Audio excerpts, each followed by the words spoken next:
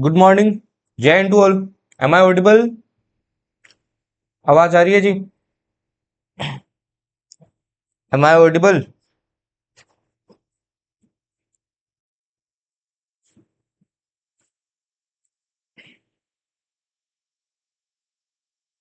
चलिए जी, बढ़िया है। तो क्या हालचाल?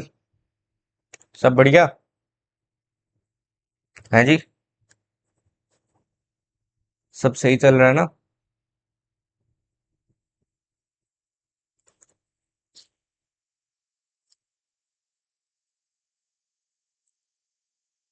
जय हिंद, जय हिंद। So today we are starting with fundamental rights. And ये मोस्टली सबको समझ में आ ही जाता है टॉपिक, है ना? और यहाँ से क्वेश्चन भी आता है भाई, है ना? एक क्वेश्चन तो कंफर्म रहता ही रहता है आपका। एक क्वेश्चन तो कंफर्म रहता ही है यहाँ से, है ना? तो इजी चैप्टर है, समझने वाली चीजें हैं, अच्छे से करना सब आ जाएगी, है ना? क्योंकि ये सबने पढ़ा ही होता है ऑलमोस्ट। ठीक है जी। अब ये चैप्टर अपन इन डेप्थ में करेंगे कि कौन सी चीज क्या हो रही है, किस में क्या है क्या नहीं है ना? जितना पढ़ाता हूँ प्लीज रिवाइज कर लेना, वरना अगेन नेक्स्ट क्लास में साफ हो जाएगा। ठीक है जी। और नोट्स बनाते चलना, एज आई टोल्ड यू। ठीक है जी। अब देखिए, फंडामेंटल राइट्स की बात करें तो ये अपने वो राइट्स है जो अपने को किसने दिए हैं? कॉन्स्टिट्यूशन ने दिए हैं, to protect us from the state.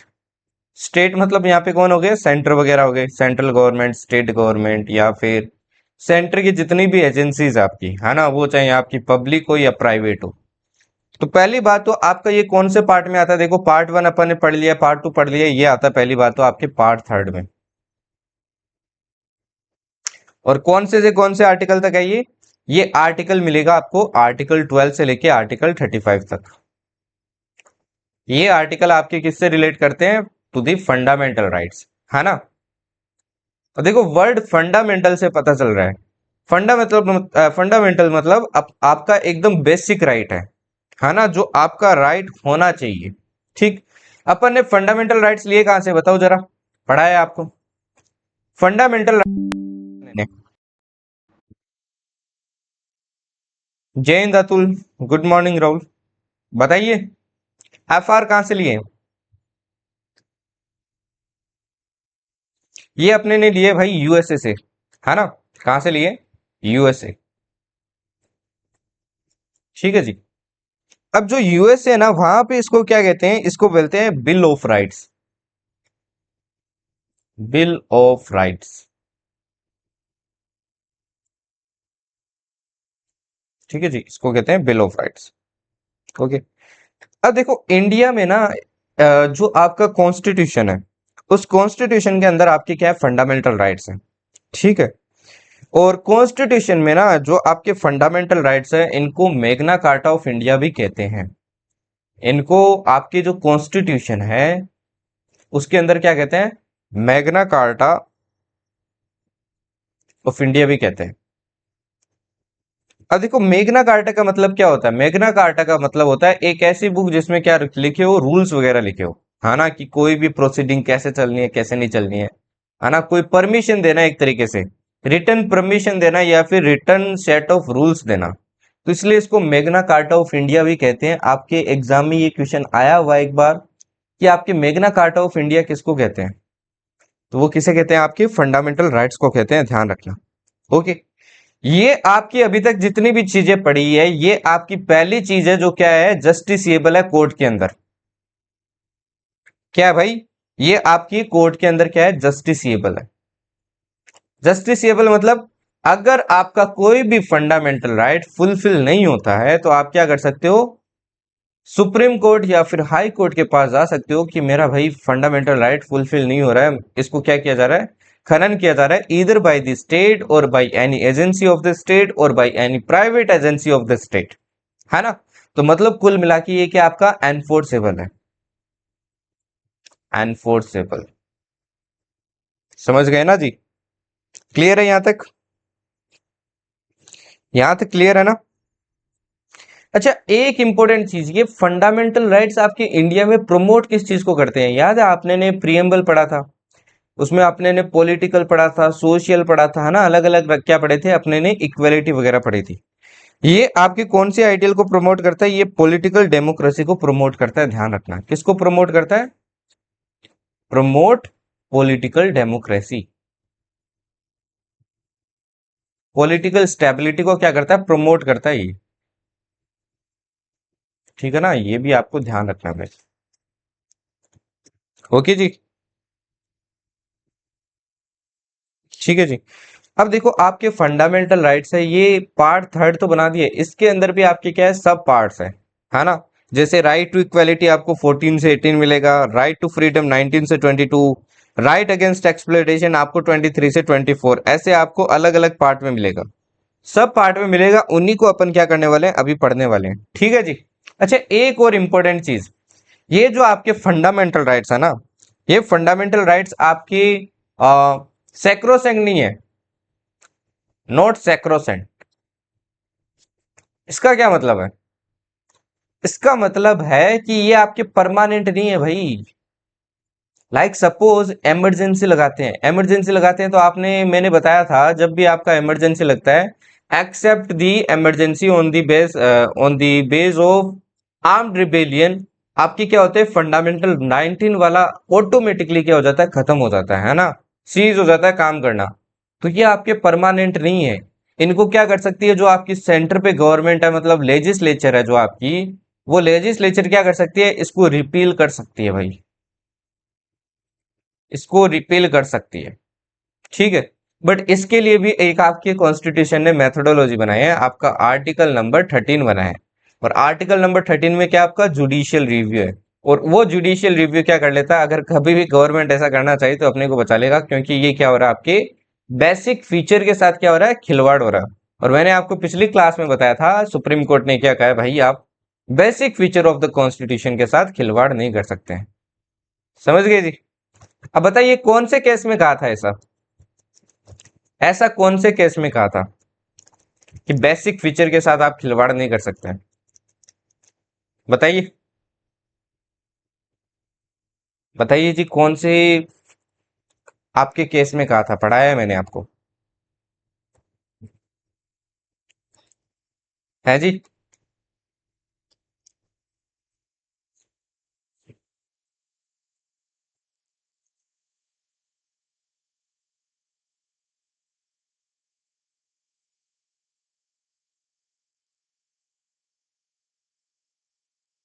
याद नहीं है क्या केस, कौन सा केस था?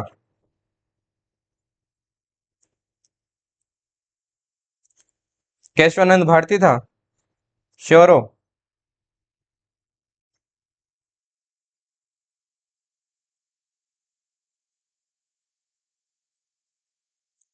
केशवानंद भारती में क्या कहा था भाई, आपका ये क्या है, बेसिक फीचर है। इसके बाद में एक और केस आया था, उसके अंदर क्या किया था, कंफर्म किया था, है ना, आपका इंटीग्रल क्या बना दिया था, वो प्रेम्बल को फीचर बनाया था, तब वापस क्या की थी, रिपीट की थी बात, कि आप क्या नहीं कर सकते हैं, बेसिक फीचर के साथ खिलवाड़ नहीं कर सकते, ठीक है ना। तो इंपॉर्टेंट केसेस सारे इंपॉर्टेंट है भाई, ध्यान रखना, जितने भी आगे केसेस आएंगे, पिछले केसेस हैं, ओके। एग्जाम में केसेस पूछ लेते हैं आपसे, ठीक है ना, एग्जाम में केसेस पूछ लेते हैं, ठीक है जी। अब देखिए ये चीजें मैंने यहाँ लिखी है, यूएसए में इसको क्या कहते हैं, बिल ऑफ राइट्स बोलते हैं, ठीक। इसको इंडिया का मैग्ना कार्टा बोलते हैं, ठीक, मैग्ना कार्टा ऑफ इंडिया भी बोलते हैं। ये आपकी गारंटीड है, मतलब क्या करता है, आपका जो हाई कोर्ट सुप्रीम कोर्ट है, ये क्या करता है भाई, गारंटी देता है कि आपको मिलेंगी, है ना। ऐसा नहीं है कि आपको मिलेंगे नहीं, ये आपके वो राइट्स है जो आपको कंफर्म मिलेंगे, ठीक। ये अपहोल्ड क्या करते हैं, आपकी इक्वलिटी अपहोल्ड करते हैं, dignity of the individual, larger public interest and unity of India, इसको क्या करते हैं, अपहोल्ड करते हैं, ठीक है ना। इसको क्या करते हैं भाई, बना के रखते हैं, ठीक। एक बहुत इंपॉर्टेंट पॉइंट है आपके इस राइट्स के अंदर, कि ये आपके एब्सोल्यूट नहीं है, बट क्वालिफाइड है।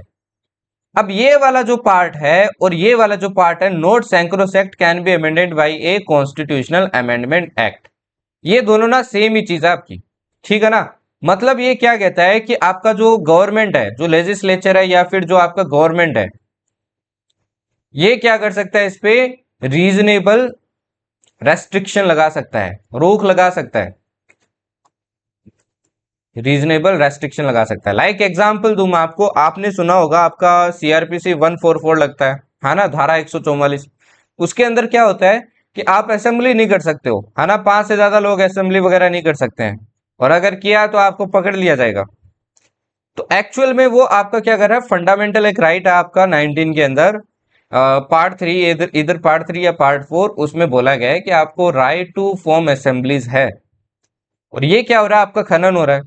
बट ये आपकी गवर्नमेंट कर रही है और एज पर लॉ कर रही है, तो ये क्या कर सकती है, आपको ऐसे रीजनेबल रेस्ट्रिक्शन लगा सकती है ना। तो रीजनेबल रेस्ट्रिक्शन लगा सकती है, इसीलिए बोला गया नॉट एब्सोल्यूट, एब्सोल्यूट नहीं है बट क्वालिफाइड है। ठीक है, इसी को बोलते हैं एब्सोल्यूट नहीं है, क्वालिफाइड है। और ये क्या है, नोट सैंक्रोस एक्ट, मैंने बताया कि ये आपकी परमानेंट नहीं है, इनको क्या किया जा सकता है भाई, रिपील किया जा सकता है। रिपील कौन करेगा, रिपील करेगी आपकी लेजिस्लेचर। ठीक है, अब ये रिपील तो कर दिया, रिपील पहली बात तो ये आपकी सिंपल मेजोरिटी से नहीं हो सकता क्योंकि बेसिक फीचर है, और बेसिक फीचर को अगर आपको क्या करना है, अमेंडमेंट करना है, तो इसको क्या करना पड़ेगा, स्पेशल मेजोरिटी से करना पड़ेगा। तो इसमें कॉन्स्टिट्यूशनल अमेंडमेंट एक्ट आपको करना पड़ेगा। और ये जो एक्ट करोगे ये सही है या नहीं है, ये कौन तय करेगा भाई, आपका हाई कोर्ट, सुप्रीम कोर्ट देखेगा कि ये सही किया है कि नहीं किया है। अगर गलत किया है तो उसको, उस लॉ को क्या कह देगा, ये वॉइड कह देगा। और अगर सही है तो कोई बात नहीं है भाई, चलता जाएगा। समझ गए दोनों के बीच में डिफरेंस। ठीक, ये आपके रेस्ट्रिक्शन बाय स्टेट भी है कहीं ना कहीं। अब एग्जाम में एक क्वेश्चन आता है कि जो आपके फंडामेंटल राइट्स है ये आपके रेस्ट्रिक्शन ऑन स्टेट है या रेस्ट्रिक्शन बाय स्टेट है। तो ध्यान रखना ये रेस्ट्रिक्शन बाय स्टेट है, काफी इंपॉर्टेंट पॉइंट है। अब देखो रीजन ये है कि आप तो ये समझते हो कि एक्चुअल में तो अपने को राइट्स मिल रहे हैं, है ना, तो ये तो रेस्ट्रिक्शन ऑन स्टेट हो गया ना, अपने पे कुछ कर नहीं सकता। एक्चुअल में ये रेस्ट्रिक्शन बाय स्टेट है, अपने भी क्या लगाई जा रही है, रेस्ट्रिक्शन लगाई जा रही है कि अपन किसी और के फंडामेंटल राइट्स को भी क्या नहीं कर सकते हैं, उल्लंघन नहीं कर सकते हैं। अगर किया तो स्टेट क्या कर लेगा, अपने को पकड़ लेगा, अपने पे क्या लेगा, एक्शन लेगा। तो एक तरीके से आपके रेस्ट्रिक्शन बाय स्टेट भी है, तो काफी इंपॉर्टेंट पॉइंट है, ये ध्यान रखना। ठीक है जी। जस्टिसिएबल है, जस्टिसिएबल मतलब आप कोर्ट में जा सकते हो, अगर आपका कोई भी राइट, मान लीजिए आपको किसी ने चमेट मार दिए 5-6, तो आप क्या जा सकते हो, कोर्ट में जा सकते हो कि भाई इसने मेरे को क्या कर दिए, मैं तो एक स्पीच दे रहा था, है ना, कोई गवर्नमेंट के खिलाफ, और मेरे को 5-6 चमेट धर दिए। तो आप क्या कर सकते हो, डायरेक्ट हाई कोर्ट या सुप्रीम कोर्ट में जाओ, है ना। सबॉर्डिनेट कोर्ट में जाने की जरूरत नहीं है। वहां पे क्या मिल जाएगा आपको, वही ड्यू प्रोसेस के साथ में न्याय मिल जाएगा। अब वो मिलेगा कितने दिन में वो पता नहीं है, बट हाँ मिल जाएगा। ठीक, अब देखो suspended in national emergency except article 20 and 21। अब ये पॉइंट ना बहुत इंपॉर्टेंट है। देखिए, जैसे ही आपकी नेशनल इमरजेंसी स्टार्ट होती है ना, अगर आपकी नेशनल इमरजेंसी लगा दी गई है ना, अगर आपकी नेशनल इमरजेंसी लगा दी, आपकी गवर्नमेंट ने नेशनल इमरजेंसी लगा दी, तो इस चीज में ध्यान रखना, आपका जो आर्टिकल 19 है ना, आर्टिकल 19, ये तो क्या होता है, जैसे ही ये लगेगा ऑटोमेटिकली खत्म हो जाएगा, एग्जिस्ट करना क्या हो जाएगा, खत्म हो जाएगा। ठीक, खत्म, टाटा बाय बाय। ओके, और इसके अलावा दो एक और इंपॉर्टेंट चीज ध्यान रखना, आपके दो आर्टिकल है जो मैं आपको पढ़ाऊंगा, एक आर्टिकल नंबर 20 और एक आर्टिकल नंबर 21। 21 क्या आपका लाइफ वाला है ना, लिबर्टी एंड लाइफ वाला, लाइवलीहुड वाला है। और आर्टिकल 20 क्या है, ये आपको क्या करता है, जो कन्विक्शन होता है, जैसे आपको मान लीजिए गिरफ्तार कर रखा है, और एक ही लोग के अंदर एक ही ऑफेंस के लिए आपको दो दो बार क्या कर दिया, सजा दे दी, है ना। लाइक मान लीजिए आपने किसी पे होली पे क्या किए, 5 गुब्बारों में पानी भरा और एक पे बरसा दिए, अब उसने भाई कैस कर दिया, आपको पकड़ लिया, अब उसी के लिए आपको बार बार सजा दी जा रही है। तो उससे प्रोटेक्ट करने के लिए ये आपका आर्टिकल है ना, बाकी फर्दर मैं आपको पढ़ाऊंगा। ठीक है, इसमें 3 चीज है, 3 इंपॉर्टेंट चीजें वो पढ़ाऊंगा। ठीक, तो ये ध्यान रखना, वैसे तो अपन इमरजेंसी पढ़ेंगे तब ये चीजें वापस पढ़ेंगे, तो इमरजेंसी में ध्यान रखना, आपका आर्टिकल 19 ऑटोमेटिकली क्या हो जाता है भाई, खत्म हो जाता है। और आर्टिकल 20 एंड 21 क्या होते हैं आपके, ये कभी भी खत्म नहीं होते, क्योंकि भाई ये खत्म हो गए ना, तो गवर्नमेंट के पास ये पावर आ जाएगी कि किसी को कहीं मार दो, समझे ना, एक तरीके से डिक्टेटरशिप आ जाएगी, उससे भी खतरनाक गवर्नमेंट बन जाएगी फिर।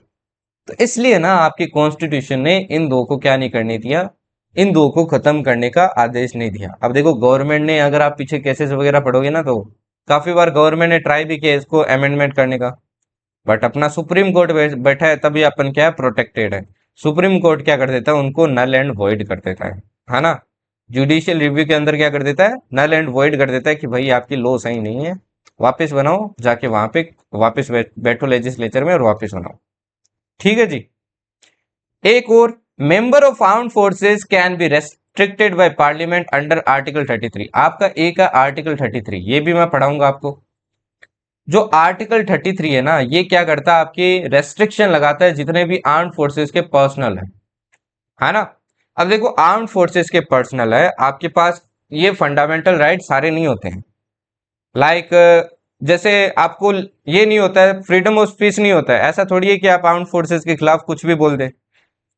अगर कुछ भी बोल दिया तो भाई आपको इतना मस्त धोएंगे वहां पे कि आप जन्मों जन्मों याद रखेंगे मेरे को आर्म्ड फोर्सेस ज्वाइन नहीं करना है ना। तो आर्म्ड फोर्सेस जो पर्सनल होते हैं उनके पास सारे फंडामेंटल राइट्स नहीं होते हैं, ध्यान रखना। ये आपके रीजनेबल रेस्ट्रिक्शन आपके आर्टिकल 33 से लगाए गए हैं, ठीक है ना। ये आर्टिकल्स ध्यान रखना भाई, एक बार आपसे पूछा भी गया है कि जो आपके आर्म्ड फोर्सेस वगैरह पर्सनल होते हैं इनके ऊपर जो आपके रेस्ट्रिक्शन लगाए गए हैं ऑफ द फंडामेंटल राइट्स, ये कौन से आर्टिकल में। ओके। एक होता है आपका मार्शल लॉ। मार्शल लॉ देखो क्या होता है भाई, मार्शल लॉ देखो क्या होता है। अभी आपका मणिपुर का केस चल रहा है ना, मणिपुर, मणिपुर के बारे में पढ़ते हो ना भाई, है ना। ये जो मणिपुर में एक्चुअल में क्या लगी हुई है, आपकी मार्शल लॉ लगी हुई है। क्योंकि वहां पे क्या है भाई, बहुत ज्यादा अनस्टेबिलिटी है। अब अनस्टेबिलिटी होती है ना, तो गवर्नमेंट क्या करती है, वहां पे मिलिट्री रूल क्या कर देती है, लागू कर देती है। मिलिट्री रूल का क्या कर देती है, लागू कर देती है। अब देखो कंप्लीटली मिलिट्री रूल नहीं है, ठीक है, सेम ही बोल सकते हो क्योंकि वहां पे गवर्नमेंट तो अभी भी स्टेब्लिश्ड है ना। बट एक पर्टिकुलर एरिया में क्या कर देती है, आपकी मार्शल लॉ लगा देती है। और फिर ये जो मिलिट्री है ना, इसी के अकॉर्डिंग क्या चलती है, आपकी चीजें चलती है। और यही क्या लिखा आपके आर्टिकल 34 में लगा है, आर्टिकल 34 में, ठीक है ना। जो आपका आफ्सपा एक्ट है ना, armed forces special power act, जो आपकी काफी बार लेक्चरेट में आता है, armed forces special power act, ये भी ध्यान रखना इसी के अंडर आता है, ठीक है ना। ये भी इसी के अंडर आता है, ध्यान रखना आपको। Okay ji. Six rights under Article 19 suspended only when emergency on ground of war or external aggression, not on armed rebellion, internal emergency। अभी देखो मैंने आपको नेशनल इमरजेंसी बताई, और याद है मैंने आपको एक क्लास में बताई थी आपकी नेशनल इमरजेंसी कितनी होती है, 3 टाइप की होती है। अभी पहले तो मेरे को ये बताओ कि आपकी नेशनल इमरजेंसी कौन से आर्टिकल में, नेशनल इमरजेंसी आपके कौन से आर्टिकल में है भाई, बताइए।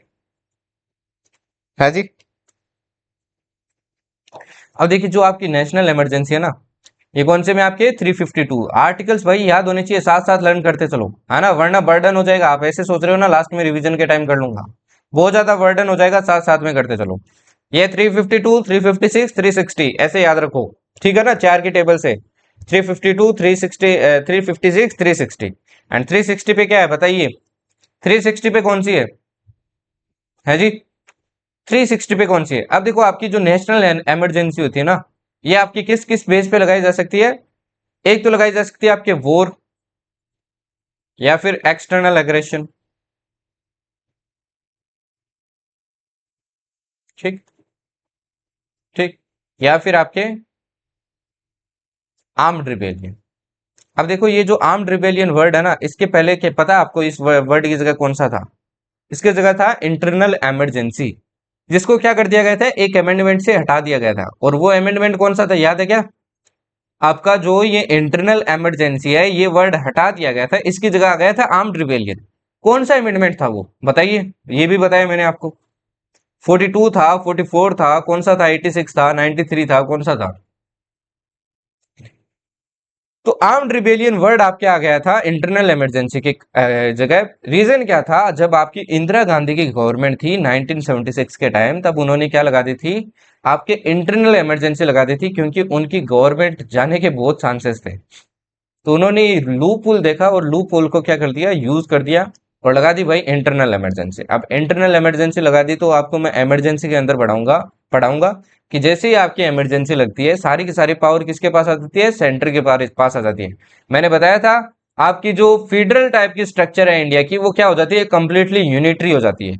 और यूनिटरी हो जाती है, उनके पास ये पावर है, सारा कंट्रोल उन्हीं के पास है, उनका रूल भी 1-2 साल के लिए क्या हो जाता है, आपका इंक्रीज हो जाता है ना। तो इसलिए उन्होंने क्या की थी, ये लगाई थी। ठीक है ना, उसके बारे में अपन पढ़ेंगे। बताइए जी, इंटरनल इमरजेंसी ये वर्ड था, ये किस से डिलीट किया था, कौन से आर्टिकल से किया था? अब देखो क्या बोला आपके, संविधान हत्या दिवस। हाँ, जो आज संविधान हत्या दिवस चल रहा है ना आपका, जो बीजेपी ने निकाला है ना, लोगों में थोड़ी और भावना जगाने के लिए कि संविधान हत्या दिवस, गड़े मुद्दे उठाओ, है ना, क्योंकि अभी तो गवर्नमेंट अनस्टेबल चल रही है तो कुछ तो करना पड़ेगा भाई, ऑब्वियस सी बात है। देखो ये पॉलिटिक्स की बात है। देखो, वॉर और एक्सटर्नल एग्रेशन, ये जो दो आपकी इमरजेंसी इसके अंडर आती है, नेशनल इमरजेंसी के अंडर, इन दो में क्या कर सकते हो आप, आर्टिकल जो 19 है, आर्टिकल 19 कौन सा है, आर्टिकल 19 है आपका फ्रीडम ऑफ स्पीच वाला। इस आर्टिकल को क्या कर सकते हो आप, सस्पेंड कर सकते हो। आर्म्ड रिबेलियन में आप सस्पेंड नहीं कर सकते हो, can not be suspended. Notes बनाते चल रहा है यार, पहले से कह रहा हूं मैं आपको, वरना क्लास आपको वापस देखनी पड़ेगी। ठीक है ना, कैन नॉट बी सस्पेंडेड। अब देखो ये संविधान हत्या दिवस वगैरह न्यूज में था, तो क्या पता आपसे पूछ लिया इमरजेंसी वगैरह से, है ना, तो ध्यान रखना भाई, इंपॉर्टेंट हो जाता है। ओके, मोस्टली क्या होते हैं आपके, डायरेक्टली एनफोर्सेबल होते हैं, और कुछ के लिए क्या बनाई गई है, लॉज बनाई गई है पार्लियामेंट के द्वारा, उससे क्या होते हैं, एनफोर्स होते हैं। ठीक है ना, उससे क्या होते हैं भाई, आपके एनफोर्स होते हैं। क्या आपका 44 था या 42 था, है जी?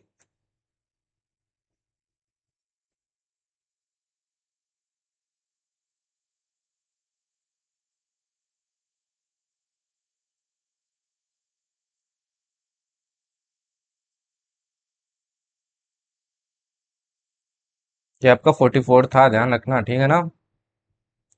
ये कौन सा था आपका, 44 वाला था।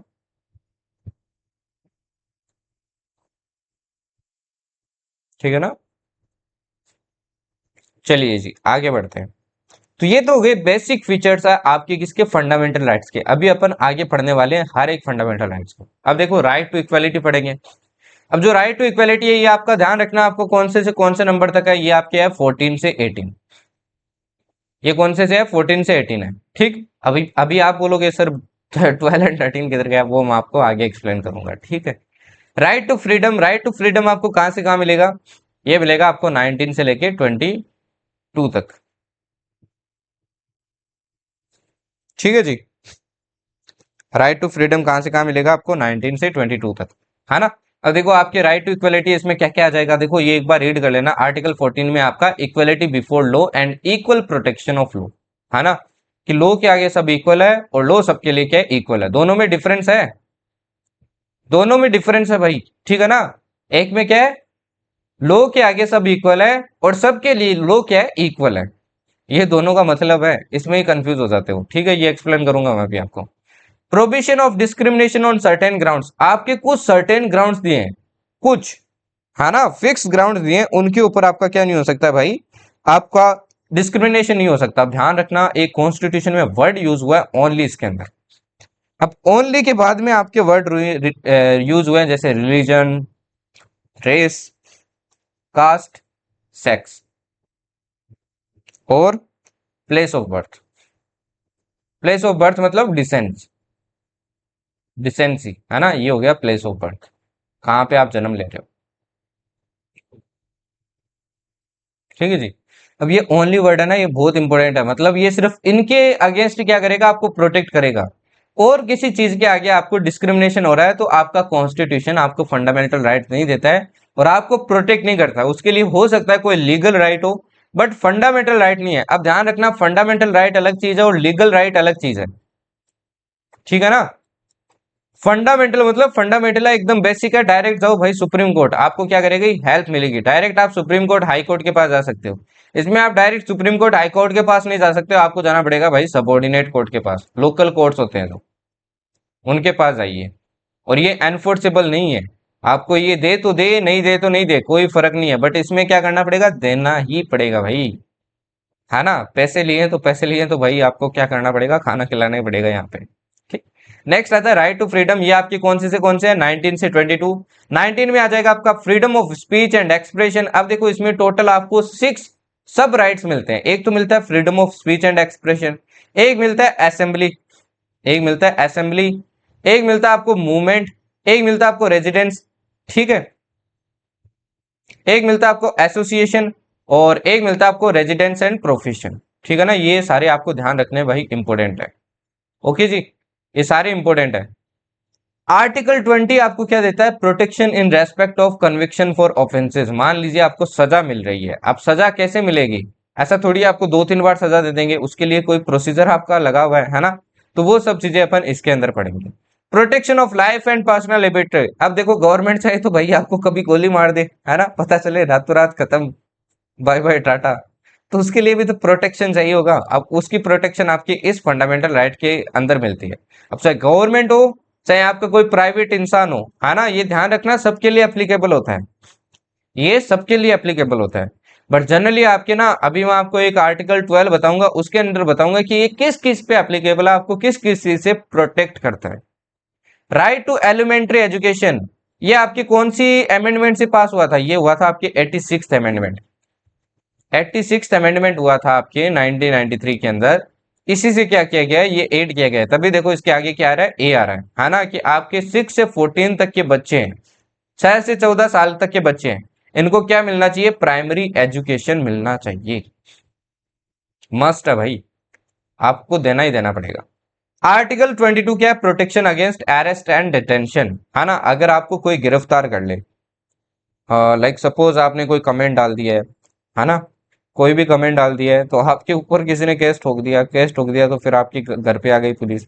अब आपके क्या क्या राइट्स है, आपको वो जेल वगैरह लेके जाएंगे, तो आपके क्या क्या राइट्स है वो यहाँ पे क्या हो जाते हैं, इंपॉर्टेंट हो जाते हैं, ठीक है जी। ये सब पढ़ने वाले हैं अभी, है ना। फिर नेक्स्ट आता है आपका राइट अगेंस्ट एक्सप्लॉयटेशन, ये 23 से क्या आ जाएगा आपका 24 आ जाएगा, ठीक।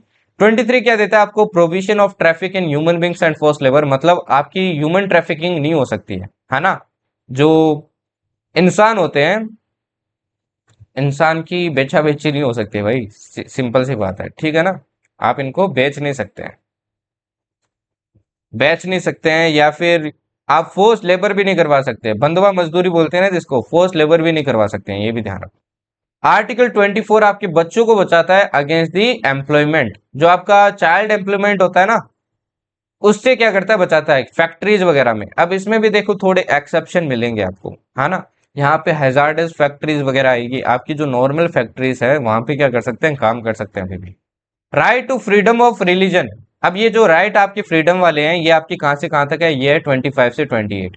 कभी कभी आपको क्या दे देता है भाई, डायरेक्ट मैच द फॉलोइंग में दे देता है कि right against exploration, right against freedom of religion, और सामने आर्टिकल लिख देता है, आपको क्या करना होता है, मैच करना होता है। और कभी कभी आपको सब आर्टिकल पूछ लेता है, जनरली सब आर्टिकल पूछता है, है ना। तो 25 freedom of concise and free profession practice and propagation of religion देता है, आपको इसे भी भगवान को मानो भाई, आपको छूट है कुल। आर्टिकल 26 देता है फ्रीडम मैनेज रिलीजियस अफेयर, आप रिलीजियस अफेयर्स को क्या कर सकते हैं, मैनेज कर सकते हैं खुद से। आर्टिकल 27 देता है फ्रीडम फ्रॉम टैक्सेशन, मतलब आप कोई भी रिलीजन क्या क्या करते हैं, प्रमोट वगैरह करते हैं, मंदिर वगैरह कुछ भी बनाओ, उस पर टैक्स नहीं लगेगा भाई। और आर्टिकल 28 देता है आपको freedom from attending religious instruction, आपको फ्रीडम देता है, आप चाहो तो किसी रिलीजियस इंस्ट्रक्शन में जाओ, नहीं चाहते तो मत जाओ, आपकी मर्जी है ना, आपको फुल फ्रीडम है भाई, ठीक है। तो अब इनके बारे में पढ़ना स्टार्ट करते हैं अपन। लास्ट आता है आपका article for cultural and educational rights, ये आपको कौन से मिलेंगे, ये आपको मिलेंगे 29 से 30। अब ये बहुत इंपॉर्टेंट है। आर्टिकल 29 देता है protection of interest of minorities, minorities को क्या देता है, आपके प्रोटेक्शन देता है, ठीक है, माइनॉरिटीज के जितने भी आपके इंटरेस्ट वगैरह होंगे। आर्टिकल 30 क्या देता है, right of minorities to establish and administer educational institution, ये आपके माइनॉरिटीज को स्पेशल क्या देता है, राइट देता है कि वो खुद के इंस्टीट्यूशन बना सकते हैं और उनको क्या कर सकते हैं, चला सकते हैं। ये जो राइट टू कॉन्स्टिट्यूशनल रेमेडीज है, ये भाई बहुत इंपॉर्टेंट आपका फीचर है। ये आपको क्या कहता है, मैंने आपको कहा कि भाई आपका कुछ भी हो रहा है, कोई भी दिक्कत हो रहा है आपको, है ना, लाइक आपका कोई भी फंडामेंटल राइट क्या हो रहा है, खनन हो रहा है, कोई भी आपसे छीना जा रहा है, आप डायरेक्टली कहाँ जा सकते हैं, सुप्रीम कोर्ट जा सकते हैं। तो ये आर्टिकल 32 ना, यही आपको क्या देता है, ये पावर देता है कि आप क्या जा सकते हैं भाई, डायरेक्टली सुप्रीम कोर्ट के पास जा सकते हैं, डायरेक्ट किसी और के पास जाने की जरूरत नहीं है, डायरेक्ट राजा के पास जाओ, है ना। मंत्रियों के पास जाने की जरूरत नहीं है, सैनिक के पास जाने की जरूरत नहीं है, डायरेक्ट आपको कहाँ जाना है, राजा के पास जाता है। इसके अंदर ना आपको काफी सारी रेट्स मिलेगी जो बहुत इंपॉर्टेंट है। जैसे हो गया आपका हैबियस कॉर्पस हो गया, मैंडामस हो गया, प्रोहिबिशन हो गया, सर्सरी हो गया, आपका क्यो वारंटी हो गया। तो ये सारे अपन पढ़ने वाले हैं। ठीक है जी, चलिए जी स्टार्ट करते हैं। आज अपन सारा नहीं पढ़ने वाले, डोंट वरी। अपन 50% ही पढ़ेंगे, है ना। एक क्लास में फंडामेंटल राइट्स नहीं हो सकता भाई। ओके, सबसे पहला आता है आपका आर्टिकल 12। यहां तक बताइए पहले तो कि क्लियर है ना सबको।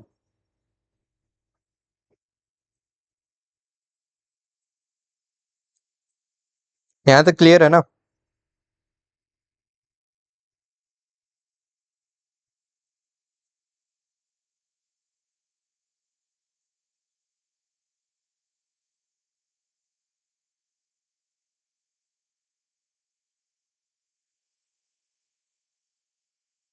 All clear. तो ये टफ चैप्टर नहीं है, इजी चैप्टर है, बस समझते रहो। आपके खुद के ही राइट्स है भाई, किसी और के नहीं है। ठीक है जी, चलिए अब आर्टिकल 12 पढ़ते हैं। देखो आर्टिकल 12 और 13 होता है ना, इसमें सबसे ज्यादा कंफ्यूजन होता है ना। कुछ को तो समझ में नहीं आता है, बट आज आपको समझ में आ जाएगा। देखो आर्टिकल 12 क्या कहता है। आपका जो कॉन्स्टिट्यूशन है, मैंने क्या कहा था, जो कॉन्स्टिट्यूशन है उस कॉन्स्टिट्यूशन में कहीं भी आपका सेंटर वगैरह यूज नहीं किया गया है। वर्ड सेंट्रल गवर्नमेंट वगैरह यूज नहीं किया गया, वहां पे एक टर्म यूज की गई है, स्टेट। तो ये जो आर्टिकल 12 है ना, इस स्टेट को क्या करता है, डिफाइन करता है कि स्टेट है क्या एक्चुअल में। स्टेट है क्या एक्चुअल में। एक्चुअल में जितने भी आपके फंडामेंटल राइट्स है ना, जितने भी एफआर है, ये एफआर क्या करते हैं, आपको प्रोटेक्ट करते हैं against the action of these state. Protect against action of this state. अब इसी को क्या करता है, ये डिफाइन करता है कि भाई स्टेट के अंदर क्या क्या आता है, एक्चुअल में स्टेट है क्या। ठीक है ना। अब देखो स्टेट में क्या क्या आता है। स्टेट में पहली चीज तो आती है आपकी गवर्नमेंट आती है ना। अब देखो स्टेट में यहां लिख देता हूं, स्टेट में क्या क्या आता है। स्टेट में आपकी गवर्नमेंट आती है, ठीक है। स्टेट में आपका पार्लियामेंट आता है, क्योंकि ये कोई भी एक्शन लेते हैं आपके खिलाफ, ये आपको क्या करेंगे, एफआर इनके खिलाफ क्या करेंगे, प्रोटेक्ट करेंगे। ठीक है। इसमें आपका देखो पार्लियामेंट में क्या क्या आ गया, एग्जीक्यूटिव भी आ गया और आपका लेजिस्लेचर भी आ गया, लेजिस्लेटिव बॉडी भी आ गया। ठीक। स्टेट गवर्नमेंट के अंदर भी जितने आपके ये जितने भी पार्ट्स हो जाएंगे, उससे भी क्या करता है, आपको ये प्रोटेक्ट करता है। ठीक। अब यहाँ पे एक बहुत इंपॉर्टेंट चीज है, ये तो हो गई एट द हाईएस्ट लेवल। अब ये जो आपकी स्टेट गवर्नमेंट है, आपकी सेंट्रल गवर्नमेंट है, इनकी बहुत सारी एजेंसीज भी है ना। जैसे एग्जांपल दूं मैं, एलआईसी हो गई, जैसे आपका हो गया एसबीआई हो गया, है ना। और भी आपको बहुत सारी एजेंसीज मिल जाएगी जो कि क्या है, आपकी पब्लिक एजेंसीज है। तो ये जितने भी पब्लिक एजेंसीज है, इनके खिलाफ भी क्या करती है, ये प्रोटेक्ट करती है आपको। ठीक। अच्छा, लोकल अथॉरिटीज है, उनके खिलाफ भी करती है। अब सिंपल सी बात देखो, स्टेट आपको याद रखना है ना, बस ऐसे याद रख लो, जो भी आपके ऊपर रूल कर रही है और जो बिलोंग्स टू गवर्नमेंट, आपकी जो भी चीज आपके ऊपर क्या कर रही है, रूल कर रही है, और जो क्या है, बिलोंग्स टू गवर्नमेंट है, वो सारी चीजें आपकी क्या आ जाएगी, इसके स्टेट के अंदर आ जाएगी। सिंपल सी बात है। ठीक है जी। तो इसमें आपके जो जैसे लोकल अथॉरिटीज आ जाएंगे, पंचायत वगैरह आ जाएंगे, म्युनिसिपलिटीज आ जाएगी आपकी, है ना। डिस्ट्रिक्ट बोर्ड्स आ जाएंगे आपके, डिस्ट्रिक्ट बोर्ड्स आ जाएंगे आपके। ठीक। इंप्रूवमेंट ट्रस्ट वगैरह सब कुछ आ जाएंगे। क्लियर। आपके स्टेचरी और नॉन स्टेचरी बॉडीज भी आ जाती है, जो मैंने आपको बताई, स्टेचरी एंड नॉन स्टेचरी। अब देखो स्टेचरी वो होती है जो आपकी क्या किया है, बाय दी कॉन्स्टिट्यूशन क्या है, आपकी बनाई गई है, और नॉन स्टेचुरी है जिसका कॉन्स्टिट्यूशन में कहीं भी आपका मेंशन नहीं है। ठीक। जैसे एग्जांपल दूं मैं, आपका एलआईसी हो गया, एलआईसी का क्या कॉन्स्टिट्यूशन में मेंशन है। ओएनजीसी हो गया, आपका सेल हो गया, है ना। ये सारी क्या हो गई, आपकी बॉडीज हो गई। इनके खिलाफ भी क्या करता है, प्रोटेक्शन। अच्छा एक चीज और, अगर गवर्नमेंट कोई प्राइवेट एजेंसी जो क्या है, गवर्नमेंट के अंडर काम कर रही है, इसके अंडर क्या कर रही है, काम कर रही है, उससे भी क्या मिलेगा, आपको प्रोटेक्शन मिलेगा। ये भी स्टेट के अंदर आता है, ध्यान रखना। ठीक है ना। ये आपकी किसने कहा, ये कहा सुप्रीम कोर्ट ने। ये आपके मेंशन नहीं है, कॉन्स्टिट्यूशन के अंदर मेंशन नहीं है, बट आपके सुप्रीम कोर्ट ने कहा है, तो आपको ध्यान रखना है। तो ये सारी चीजें आपकी क्या आती है, स्टेट के अंदर आती है। और स्टेट क्या है, स्टेट वो है जिसके एक्शन के कारण आपके फंडामेंटल राइट्स के होंगे, छीन लिए जाएंगे, और उससे क्या देगा, आपको प्रोटेक्शन देगा। तो आर्टिकल 12 बताइए, सबको क्लियर है भाई। अब देखो ये आर्टिकल आपको क्लास में याद हो गया होगा, है ना? तो ऐसे आपको पढ़ना चाहिए यार कि आपको वो चीजें तभी समझ में आ जाएगी। और आप जिंदगी में नहीं भूलोगे कि आर्टिकल 12 क्या है। आपको पढ़ने की जरूरत नहीं है। बताइए, आर्टिकल 12 क्लियर है सबको? अब एक एक आर्टिकल देखो, मैं रटवा दूंगा आपको। आर्टिकल 12 क्लियर है जी?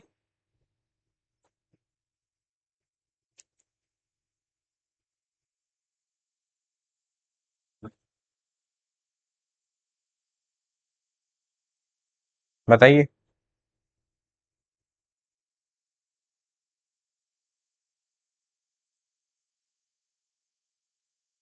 ठीक है जी। अब चलते हैं अपन आर्टिकल नंबर 13 पे। आर्टिकल नंबर 13 यार बहुत इंपॉर्टेंट है। एक बार एग्जाम ने पूछा था कि आपका जो जुडिशियल रिव्यू है ये कौन से आर्टिकल के अंदर है ना? ये कौन से आर्टिकल के अंदर है? अब देखो, पहले आर्टिकल 12 में बताया है कि आपको प्रोटेक्शन किसके एक्शन के अगेंस्ट मिलेगी, आपके स्टेट को डिफाइन किया गया है ना? और आर्टिकल 13 में बताया आपको प्रोटेक्ट कौन करेगा। अगर कोई भी आपका फंडामेंटल राइट क्या होता है, फंडामेंटल राइट का क्या होता है भाई, खनन होता है। ठीक है ना? कोई भी फंडामेंटल राइट क्या होता है भाई, खनन होता है। अगर फंडामेंटल राइट क्या होता है, आपका खनन होता है, इसका कोई खनन करता है, तो उसके खिलाफ आपकी प्रोटेक्शन कौन करेगा, ये इसके अंदर आपका बताया गया। ठीक है, इसी की प्रोटेक्शन आपके इसके आर्टिकल के अंदर बताया गया। अच्छा, एक बहुत इंपॉर्टेंट चीज, लाइक सपोज ये गवर्नमेंट है, गवर्नमेंट ने बनाई एक लो। लो में क्या बोला कि भाई आपके जो फंडामेंटल राइट्स है, राइट टू इक्वेलिटी है, मैं उसको क्या करता हूं, खत्म करता हूं। ऐसा बोल दिया। क्या बोल दिया गवर्नमेंट ने कि I am abolishing the law of equality, ऐसा बोला। ठीक। तो इसी आर्टिकल 13 के अंडर आपके कौन बैठे होंगे, ऊपर बैठे होंगे आपके महाराज supreme court and high court. ऊपर कौन बैठे होंगे, सुप्रीम कोर्ट और हाई कोर्ट। ये जो सुप्रीम कोर्ट है ना, इसके अंदर आर्टिकल 32 के अंदर, इसके तो आर्टिकल 32, और इसके लिए आर्टिकल आर्टिकल 226। ठीक। ये जो दो आर्टिकल है, ये क्या करेंगे, इसको क्या देते हैं, सुप्रीम कोर्ट और हाई कोर्ट को पावर देते हैं कि ये जो आपकी गवर्नमेंट ने लॉ बनाई है, क्या ये सही है या नहीं है। ये क्या करेंगे, इस लॉ को देखेंगे। ठीक। इस लॉ को देखा और इन्होंने क्या कर दिया भाई, वॉइड। वॉइड मतलब भाई गलत है, चुपचाप बैठ जा शांति से, और गवर्नमेंट चला ले, सरकार चला ले, फालतू की बात मत कर, है ना? तो ये जो आपको प्रोटेक्शन का जितना भी दिया है ना कि भाई प्रोटेक्शन मिलेगा या नहीं मिलेगा, ये आर्टिकल 13 के अंदर है। तो कुल मिला के इसी चीज को क्या कहा जाता है, इसी चीज को कहा जाता है भाई जुडिशियल रिव्यू। इसी को क्या कहा जाता है, जुडिशियल रिव्यू कहा जाता है। तो आर्टिकल 13 के अंदर ध्यान रखना, आपकी क्या मेंशन है, अबाउट द जुडिशियल रिव्यू। आपकी कोई भी अगर गवर्नमेंट आपका लॉ बनाती है that is inconsistent with the fundamental right, आपके फंडामेंटल राइट के क्या खिलाफ है, कोई भी लॉ, कोई भी लॉ क्या है, आपकी फंडामेंटल राइट के खिलाफ है, इनकंसिस्टेंट टू फंडामेंटल राइट, तो सुप्रीम कोर्ट और हाई कोर्ट के पास पावर है अंडर आर्टिकल 32 एंड 226, जिसको बोलते हैं जुडिशियल रिव्यू, जो आपके आर्टिकल 13 देता है। और आर्टिकल 13 के अंदर जुडिशियल रिव्यू, ध्यान रखना आपका मेंशन है, ये क्या करेगा, सुप्रीम कोर्ट हाई कोर्ट को पावर देता है, और ये क्या करेंगे, उस लॉ को वॉइड कर देंगे, अनकॉन्स्टिट्यूशनल कर देंगे। वॉइड मतलब अनकॉन्स्टिट्यूशनल, आपके क्या है, कॉन्स्टिट्यूशन के खिलाफ है भाई। ठीक है ना, ये आपको ध्यान रखना है। ओके जी, क्लियर है? Is it clear? सबको समझ में आया भाई? अब ये ध्यान रखना, जितने भी ऊपर वाले थे ना, स्टेट की जितनी भी बॉडीज थी ऊपर, उन सबके खिलाफ क्या कर सकता है, ये सुप्रीम कोर्ट यूज कर सकता है सबके खिलाफ।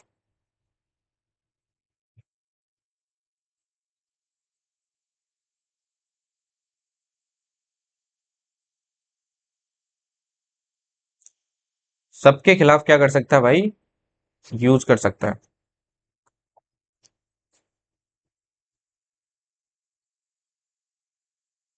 ओके।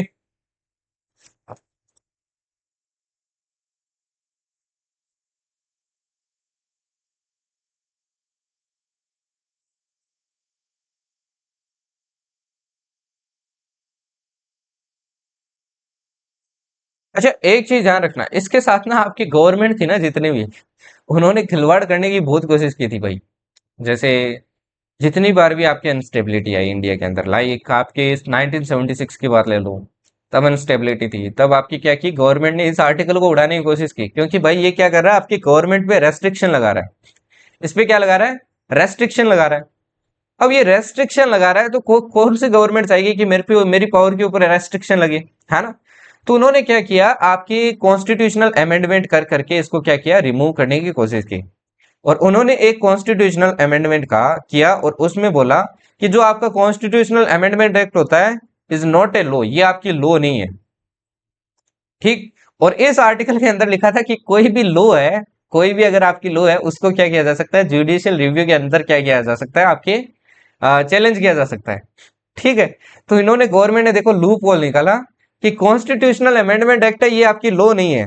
ठीक। और इसको इसलिए क्या नहीं किया जा सकता, आपके सुप्रीम कोर्ट में चैलेंज नहीं किया जा सकता, can not be challenged, can not be challenged, ये बोला।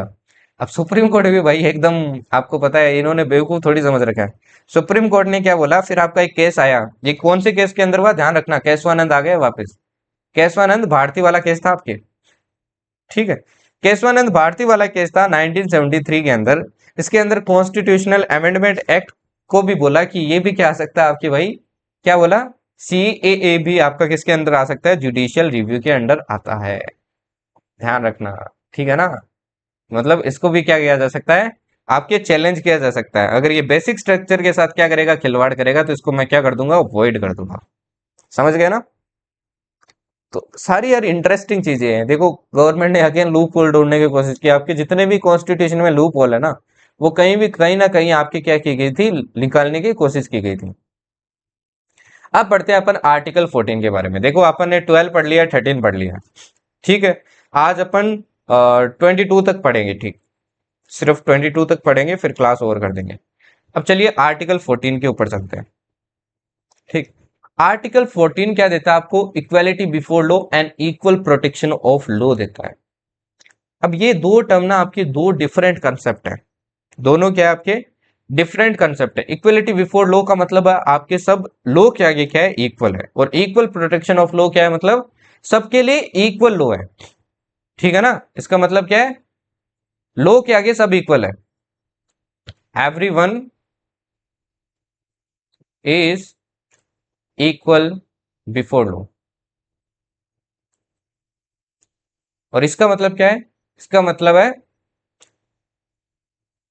Law is equal for all. सबके लिए लो क्या है भाई, इक्वल लगेगी, है ना। हर चीज के लिए क्या लगेगी, इक्वल लो लगेगी। अब जैसे देखो एग्जांपल दूं मैं, एक राजा का बेटा है, एक मान लीजिए राजा छोड़िए, आज के टाइम में राजा तो है नहीं, एमपी का बेटा मान लीजिए। अब एमपी का बेटा है, तो ऐसा नहीं है कि भाई उसको उतनी सजा नहीं मिलेगी। जबकि यार ये कहीं ना आपके अभी भी लिखा जरूर है कॉन्स्टिट्यूशन में, बट कहीं ना अभी भी ये होता है कि ऐसा होता है कि सबके लिए इक्वल नहीं है लो, है ना, अगर मैं रियलिटी बोलूँ तो। बाकी अपने को तो कॉन्स्टिट्यूशन पढ़ना है, तो कॉन्स्टिट्यूशन के अकॉर्डिंग चलना पड़ेगा। ठीक है। क्या चलना पड़ेगा, कॉन्स्टिट्यूशन के अकॉर्डिंग चलना पड़ेगा। ओके जी। अब ये जो इक्वेलिटी बिफोर लॉ है ना, ये ध्यान रखना आपके कहां से आया, ये आया ब्रिटिश के ओरिजिन है, इसकी ओरिजिन कहां से है, ब्रिटिश से है। ठीक। और इसकी ओरिजिन ध्यान रखना कहां से, आपकी अमेरिका से है, अमेरिका। ये कंसेप्ट अपने ने कहां से लिया है, अमेरिका से लिया है। ठीक है। इक्वल प्रोटेक्शन ऑफ लॉ वाला कंसेप्ट कहां से लिया भाई, अमेरिकन कॉन्स्टिट्यूशन से लिया है। ये भी आपसे पूछ लिया जाता है कि इक्वालिटी बिफोर लॉ कहां से लिया है, इक्वल प्रोटेक्शन ऑफ लॉ अपने ने कहां से लिया है। देखो पूरा फंडामेंटल राइट अपने ने अमेरिका से लिए, बट ये जो यहाँ पे जो दो फीचर अपने को दिख रहे हैं, ये फीचर ध्यान रखना अलग अलग जगह है। ठीक है ना, अलग अलग कॉन्स्टिट्यूशन से अपन ने लिए। ओके जी।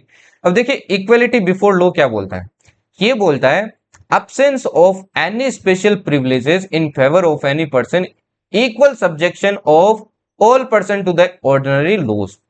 देखो क्या कहता है, मान लीजिए एक है भाई एमपी का लड़का, है ना। एमपी क्यों, देखो प्रेजेंट कैसे ले लेते हैं यार, एमपी क्यों चले। अभी रिसेंटली किसने एक्सीडेंट किया था यार, किसका बेटा था वो, नाम भूल गया मैं। चलो वो छोड़ो, अपन वो चलते हैं, ऐसे वाले सीन पे चलते हैं।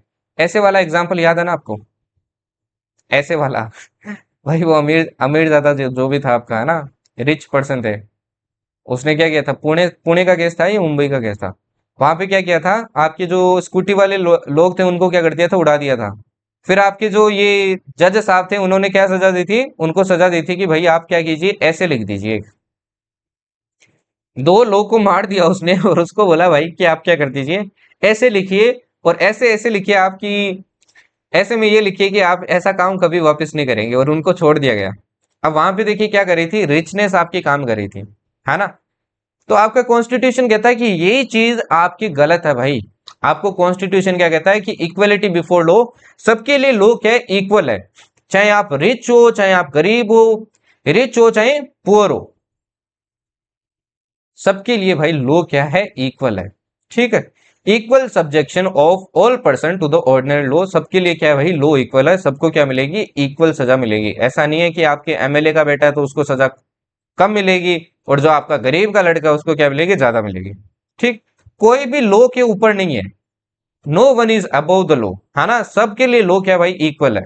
Law use in generic sense, तो समझ में आया ना क्या हो गया। ध्यान रखना, आपका इक्वलिटी बिफोर लॉ क्या है, आज आपको समझ में आ गया हो गया कि भाई डिफरेंस क्या है। तो ये हो गया इक्वलिटी बिफोर लॉ, मैंने पहला पार्ट समझाया आपके आर्टिकल 14 का, ठीक है ना। ठीक है, अब ये जो रूल ऑफ लॉ, इसको ध्यान रखना, अपन रूल ऑफ लॉ भी कहते हैं। ठीक, ये जो आपका इक्वलिटी बिफोर लॉ है ना, ये जो रूल ऑफ लॉ है इसका क्या है, एक पार्ट है। इक्वलिटी बिफोर लॉ क्या है, रूल ऑफ लॉ का क्या है, एक पार्ट है। ठीक, अब आप बोलोगे रूल ऑफ लॉ क्या है। रूल ऑफ लॉ ना एक कंसेप्ट है, ये कंसेप्ट आपके किसने दिया था, ये कंसेप्ट दिया था आपके एवी डाइसी नाम के एक जूरिस्ट थे, ब्रिटिश जूरिस्ट। इन्होंने क्या दिया था, ये कंसेप्ट दिया था। अब एक चीज ध्यान रखना, ये जो इक्वलिटी बिफोर लॉ है ना, ये बहुत इंपॉर्टेंट टर्म है कि ये क्या आपकी नेगेटिव अप्रोच है। नेगेटिव अप्रोच, नेगेटिव अप्रोच कैसे है, आप पे क्या लगा रहा है, नेगेटिव वो लगा रहा है,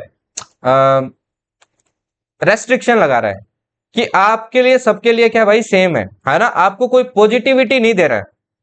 मान लीजिए सपोज आप अमीर है, बहुत ज्यादा अमीर है, ठीक है, आप बहुत ज्यादा रिच है, तो आप पे क्या लगा रहा है, नेगेटिव लग गया ना, अगर आप बहुत ज्यादा रिच है तो आप पे क्या लगा रहा है, नेगेटिव अप्रोच लगा रहा है। तो ध्यान रखना, इक्वलिटी बिफोर लॉ क्या आपका नेगेटिव अप्रोच है, ये तो क्या आपका नेगेटिव है, नेगेटिव।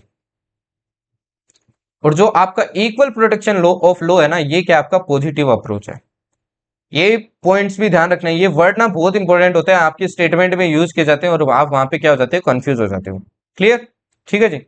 अब चलिए आगे बढ़ते हैं। अब देखिए रूल ऑफ लॉ की बात करते हैं, अभी तक मैंने दूसरा पार्ट समझाया नहीं है, यहां समझाऊंगा वो, ठीक है ना, दूसरा वाला इक्वल प्रोटेक्शन ऑफ लॉ में क्या है। रूल ऑफ लॉ जो आपके एवी डाइसी ने दिया था, किसने दिया था, एवी डाइसी ने।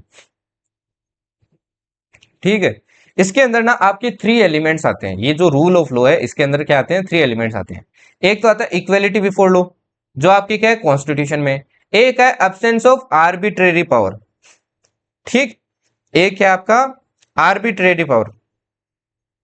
इसका मतलब क्या है, इसका मतलब है कि कोई भी इंसान, सपोज आपने कोई क्राइम किए ही नहीं, ठीक है, आपने क्राइम किए नहीं, नो क्राइम, ठीक, फिर भी आपको सजा मिल रही है, फिर भी क्या मिल रही है, आपको सजा मिल रही है, तो ये क्या है भाई, गलत है ना। इसके अंडर आप ऐसा नहीं कर सकते हो, जब आप ब्रीच करोगे तभी आपको क्या मिलेगी भाई, सजा मिलेगी, तभी क्या मिलेगी, आपको सजा मिलेगी, ये चीज है इसके अंदर। ठीक, इक्वेलिटी बिफोर लॉ मैंने आपको अभी बताया। तीसरा आपका प्राइमरी राइट्स ऑफ इंडिविजुअल। अब ध्यान रखना, आपका जो इंडियन सिस्टम है ना, इसके अंदर ये दो ही चीज क्या है आपकी मेंशन्ड है, कि आप अगर कोई ब्रीच करते हो, किसी भी चीज का क्या करते हो, ब्रीच करते हो, कोई लॉ तोड़ते हो, तब आपको क्या मिलेगी, सजा मिलेगी, नो क्राइम नो सजा। इक्वेलिटी बिफोर लॉ अभी मैंने आपको बताया, ये भी क्या आपके कॉन्स्टिट्यूशन के अंदर है। बट ये जो प्राइमरी राइट्स ऑफ इंडिविजुअल, ये आपके कॉन्स्टिट्यूशन के अंदर नहीं है, ये आपके क्या मिलेगा, ब्रिटिश कॉन्स्टिट्यूशन के अंदर आपको मिलेगा, ठीक है ना। ठीक है, अब देखिए इसका मतलब क्या है, एक बहुत इंपॉर्टेंट यहाँ पे चीज है again, एक बहुत इंपॉर्टेंट चीज है, ये प्राइमरी राइट्स ऑफ इंडिविजुअल क्या है, प्राइमरी राइट्स ऑफ इंडिविजुअल क्या है। आपके जो ये अमेरिकन कॉन्स्टिट्यूशन वगैरह है ना, ब्रिटिश कॉन्स्टिट्यूशन, अमेरिकन कॉन्स्टिट्यूशन, ये क्या कहते हैं कि जो आपके पीपल के राइट्स है, पीपल के जो राइट्स है, ये राइट्स ही क्या है, कॉन्स्टिट्यूशन का सोर्स है।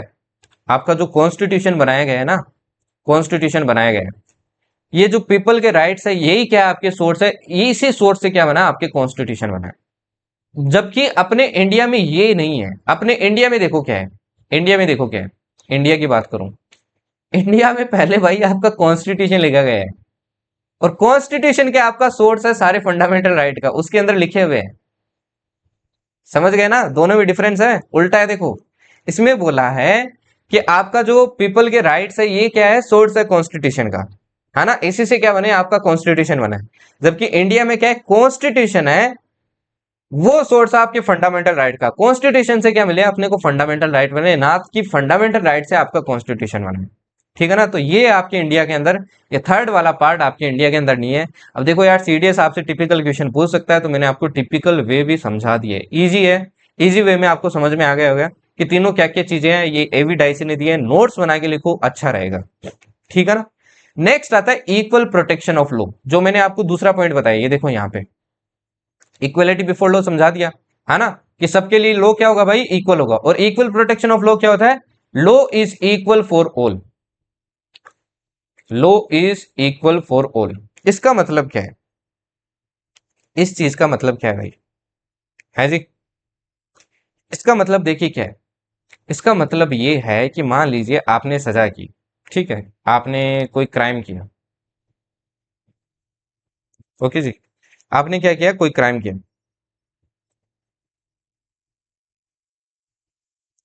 आपने कोई क्राइम किया, इसके लिए मान लीजिए आपने क्राइम क्या किया, क्राइम कौन सा करवाएं यार आपसे, सपोज आपने किया भाई थेफ्ट, चोरी की, डाका डाला, ठीक। अब थेफ्ट के लिए क्या है, आपकी लॉ में क्लियरली मेंशन है कि क्या सजा होगी, लॉ में क्या है, क्लियरली मेंशन है कि भाई क्या सजा होगी।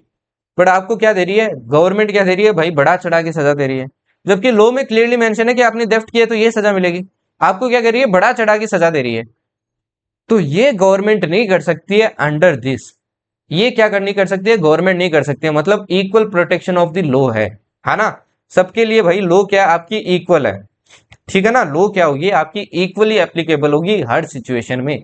तो देखो, equality of treatment under equal circumstances, अगर आपका सर्कमस्टांसेस सेम है, मतलब आपने थेफ्ट की है, तो थेफ्ट वाली क्या मिलेगी, आपको सजा मिलेगी। ऐसा नहीं है कुछ भी आपको क्या देते, सजा देते। ठीक है, ठीक है जी। Similarly application of same law to all people who are similarly situated, like suppose दो चोर है, ये चोर वन है, थेफ्ट नंबर वन, ये है थीफ नंबर टू, इन दोनों को सजा भी क्या मिलेगी, सेम मिलेगी। ऐसा नहीं है इसको अलग सजा दे दी, इसको अलग सजा दे दी, सबका ट्रीटमेंट क्या होगा, सेम होगा। तो एक्चुअल में ये क्या आपकी पॉजिटिव अप्रोच है, आपको बचा रहा है ना भाई, आपके लिए बेनिफिशियल है ना, तो इसीलिए इसको क्या बोलते हैं, पॉजिटिव अप्रोच बोलते हैं। और ये अपने ने कहां से लिए, ये अपने ने अमेरिका से लिए। ठीक है जी, क्लियर। अब ना आपके आर्टिकल 14 के कुछ एक्सेप्शन है, जिन पे आपके आर्टिकल 14 क्या नहीं होता है, एप्लीकेबल नहीं होता है ना। आर्टिकल 14 उन पे क्या नहीं होता है भाई, एप्लीकेबल नहीं होता है। उनमें से कौन से आपके, कौन से भाई, ये रूल ऑफ लॉ वाला है ना, equality before law and equal protection of law, ये किस पे एप्लीकेबल नहीं होता है, प्रेसिडेंट पे नहीं होता है, गवर्नर पे नहीं होता है। इन दो का नाम भाई स्पेशली ध्यान रखना, ये जो दो लोग है ना, इनके ऊपर आपके क्या नहीं होता है, एप्लीकेबल नहीं होता है। ठीक है, ये मान लीजिए कोई भी एक्शन लेते हैं, कुछ भी काम करो भाई, किसी का मर्डर कर दो, कुछ भी कर दो, तो ये आपके एंसवरेबल टू द कोर्ट नहीं है। कुछ भी ये ड्यूटी कर रहे हैं, पावर यूज कर रहे हैं, कुछ भी करवा रहे हैं, ये कोर्ट से एंसवरेबल नहीं है। ठीक, अगर ये कोई क्राइम कर देते हैं, तो इनके खिलाफ कोई भी क्रिमिनल प्रोसीडिंग्स नहीं हो सकती है, इनको अरेस्ट नहीं कर सकते हैं, इम्प्रिजनमेंट नहीं कर सकते हैं during his term of office. ये एक इंपॉर्टेंट वर्ड है कि आपका जब इनका ऑफिस, जब ये रूल में चल रहे हैं तब नहीं कर सकते हैं, अगर जैसे ये प्रेसिडेंट से हटे भाई इनको गिरफ्तार कर सकते हैं। समझ गए ना। No civil proceedings until deliver 2 months notice. अब ये सिविल प्रोसीडिंग्स वाला ध्यान रखना, ये आपके प्रेसिडेंट हो गए, ये आपके गवर्नर हो गए। ठीक, पहली चीज तो नॉट एंसवरेबल टू कोर्ट, कुछ भी करो कोर्ट से एंसवरेबल नहीं है कि भाई मैं क्या कर रहा हूं क्या नहीं कर रहा हूं। ठीक, नो क्रिमिनल प्रोसीडिंग, कोई भी क्रिमिनल प्रोसीडिंग नहीं हो सकती है। ठीक, ड्यूरिंग टर्म, टर्म के टाइम, जब उनका क्या चल रहा है, रूल चल रहा है। ओके जी। तीसरा देखिए, सिविल प्रोसीडिंग की बात करूं, अगर आपको सिविल प्रोसीडिंग करवानी है तो आपको क्या देना पड़ेगा, 2 मंथ का नोटिस देना पड़ेगा। 2 मंथ का नोटिस देना पड़ेगा, उन 2 मंथ के नोटिस के बाद ही क्या कर सकते हो, कर सकते हो। ठीक है जी। अब आपके कुछ फॉरेन सोवर्नर्स हो गए, एम्बेसडर्स हो गए, डिप्लोमेट्स हो गए, यूएनओ एंड इट्स एजेंसी जो आपकी इंडिया के अंदर स्टेब्लिश है, इनके ऊपर भी एप्लीकेबल नहीं है। इनको भी क्या मिलती है भाई, इम्यूनिटी मिलती है आपकी, है ना। इनके खिलाफ भी अगर ये कोई क्राइम वगैरह करते हैं तो इनको क्या मिलती है, इम्यूनिटी मिलती है। क्योंकि एक्चुअल में इनको जो सजा मिलती है ना, इनके रूल के अकॉर्डिंग मिलती है, मतलब इनकी कंट्री देती है, अपन नहीं दे पाते हैं। ठीक है जी। Article 31C laws made for implementing DPSP under 39B 39C। देखो अपन डीपीएसपी पढ़ेंगे थर्ड क्लास में, तो उसमें अपन क्या पढ़ेंगे, दो आर्टिकल पढ़ेंगे 39B 39C। एक्चुअल में ये जो दो आर्टिकल है ना, ये क्या अगेंस्ट है, किसके अगेंस्ट है, आपके इसी आर्टिकल 14 के अगेंस्ट है। इसी आर्टिकल 14 के क्या है भाई, अगेंस्ट है। अब देखो अपने को वो आर्टिकल भी क्या करने, अप्लाई करने, ये आर्टिकल भी अप्लाई करने हैं। तो आपका एक आर्टिकल बनाया गया आर्टिकल 31C। तो आर्टिकल 31C क्या कहता है, जब आपकी क्या आती है, ये डीपीएसपी लागू होती है, जो आर्टिकल 39B और 39C, तो आपका और आर्टिकल 14 क्या हो जाएगा, अपने आप क्या हो जाएगा, नील हो जाएगा। क्या हो जाएगा भाई, नल हो जाएगा। अच्छा एक चीज ध्यान रखना, ये जो प्रेसिडेंट की पावर है ना, ये आर्टिकल 361 में है। ठीक है ना, ये जो प्रेसिडेंट की पावर्स है ना, ये आर्टिकल 361 में है। ओके जी, क्लियर। अगर कोई न्यूज़पेपर वाला है भाई, न्यूज़पेपर वाला हो, कुछ भी हो, है ना, वो क्या कर सकता है, कुछ भी छाप सकता है आपके। ठीक है ना, वो आपकी क्या कर सकता है, इधर हाउस की प्रोसीडिंग्स को भी क्या कर सकता है, छाप सकता है। प्रोसीडिंग को न्यूज़पेपर में क्या कर सकता है, छाप सकता है। ठीक, तो ये भी, इसके खिलाफ भी क्या नहीं कर सकते हैं आप, ये एक्शन वगैरह नहीं ले सकते हैं इस आर्टिकल के अंदर। और आर्टिकल कौन सा है इसके लिए, 361E। ओके जी, ठीक है जी। ऐसे ही आपके ध्यान रखना, आर्टिकल 105 194 क्या करता है, आपके एमएलए एमपी को क्या करता है, प्रोटेक्ट करता है। कोई भी वो एक्शन ले, आपका जो पार्लियामेंट है ना, ये सिर्फ पार्लियामेंट तक क्या है, सीमित है। वो पार्लियामेंट में कुछ भी बोले, किसी को गाली दे, कुछ भी करे, आपके ये आर्टिकल क्या करते हैं, उनको प्रोटेक्ट करते हैं। हाँ, आपके जो स्पीकर है वो क्या कर सकते हैं, एक्शन ले सकते हैं, बट आपके कोर्ट वगैरह कुछ नहीं कर सकते इसमें। ठीक है ना, तो इनसाइड लेजिस्लेचर वो चाहे किसी को वोट दे, कुछ भी करे, आपके क्या नहीं कर सकते हैं, कोई कुछ नहीं कर सकता है। आर्टिकल 361 मैंने आपको अभी बताई दिए। तो ये सारे आपको ध्यान रखने हैं भाई, ये आपकी क्या है, इंपॉर्टेंट आर्टिकल्स हैं। ठीक है जी। अब एक इंपॉर्टेंट पॉइंट ध्यान रखना, ये जो आर्टिकल 31C है ना, ये क्या कहता है, जब आर्टिकल 31C आएगा तो आपका आर्टिकल 14 चला जाएगा। दोनों के बीच में क्या है, लड़ाई है, समझ गए। तो अगर आपका आर्टिकल 31C कहीं एप्लीकेबल होता है, तो अपने आप ये आर्टिकल 14 क्या हो जाएगा, नील हो जाएगा, ये काम नहीं करेगा, क्योंकि ये क्या है, एक्सेप्शन है। क्योंकि अपने को डीपीएसपी की ये दो लॉज को क्या करना है, अप्लाई करना है। क्लियर जी। अब बताइए यहां तक किसी को कोई डाउट, फिर चलते हैं आर्टिकल 15। देखो एक आर्टिकल में कितना टाइम लग गया है, बट अब आपके मार्क्स नहीं कटने चाहिए भाई उसमें, है ना। आगे वाले छोटे छोटे होंगे, सारे इतने बड़े नहीं होने वाले, क्योंकि 14 बहुत ज्यादा इंपॉर्टेंट है भाई। उसमें आपके लक्ष्मीकांत में स्लाइटली लैंग्वेज टफ है, समझने में आपको दिक्कत होती है। ऑब्वियसली स्पीकर भी बाइज्ड है भाई, सब बाइज्ड ही है यार। पावर चाहिए तो बाइज्ड होना पड़ता है ना।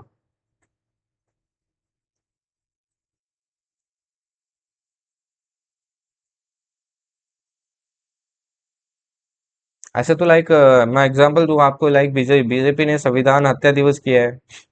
ऐसे तो सपोज सपोज एक आपको एग्जांपल देता हूँ, आगे जाके कांग्रेस पावर में कभी आई, है ना, तो वो क्या कर देंगे, वो आपके जो ये मोदी जी ने जो आपका हुआ था गुजरात के अंदर, रॉयट्स वगैरह हुए थे, उसको कुछ ना कुछ नाम दे देंगे।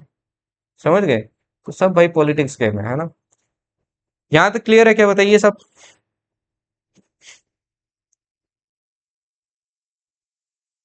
यहाँ तक सब क्लियर है।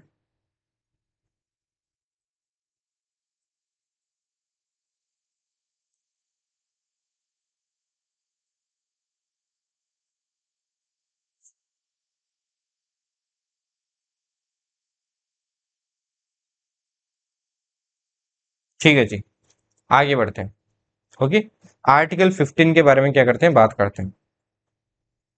अब आर्टिकल 15 में ना, ये क्या करता है, आपको कोई भी डिस्क्रिमिनेशन के अगेंस्ट क्या करता है, आपको बचाता है ना।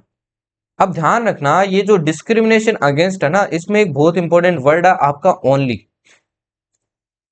ये ओनली कहता है कि आपकी सिर्फ religion, race, caste, sex, place of birth, इनके बेसिस पे क्या करेगा, आपको बस बचाएगा, और किसी के बेसिस पे आपको नहीं बचाएगा।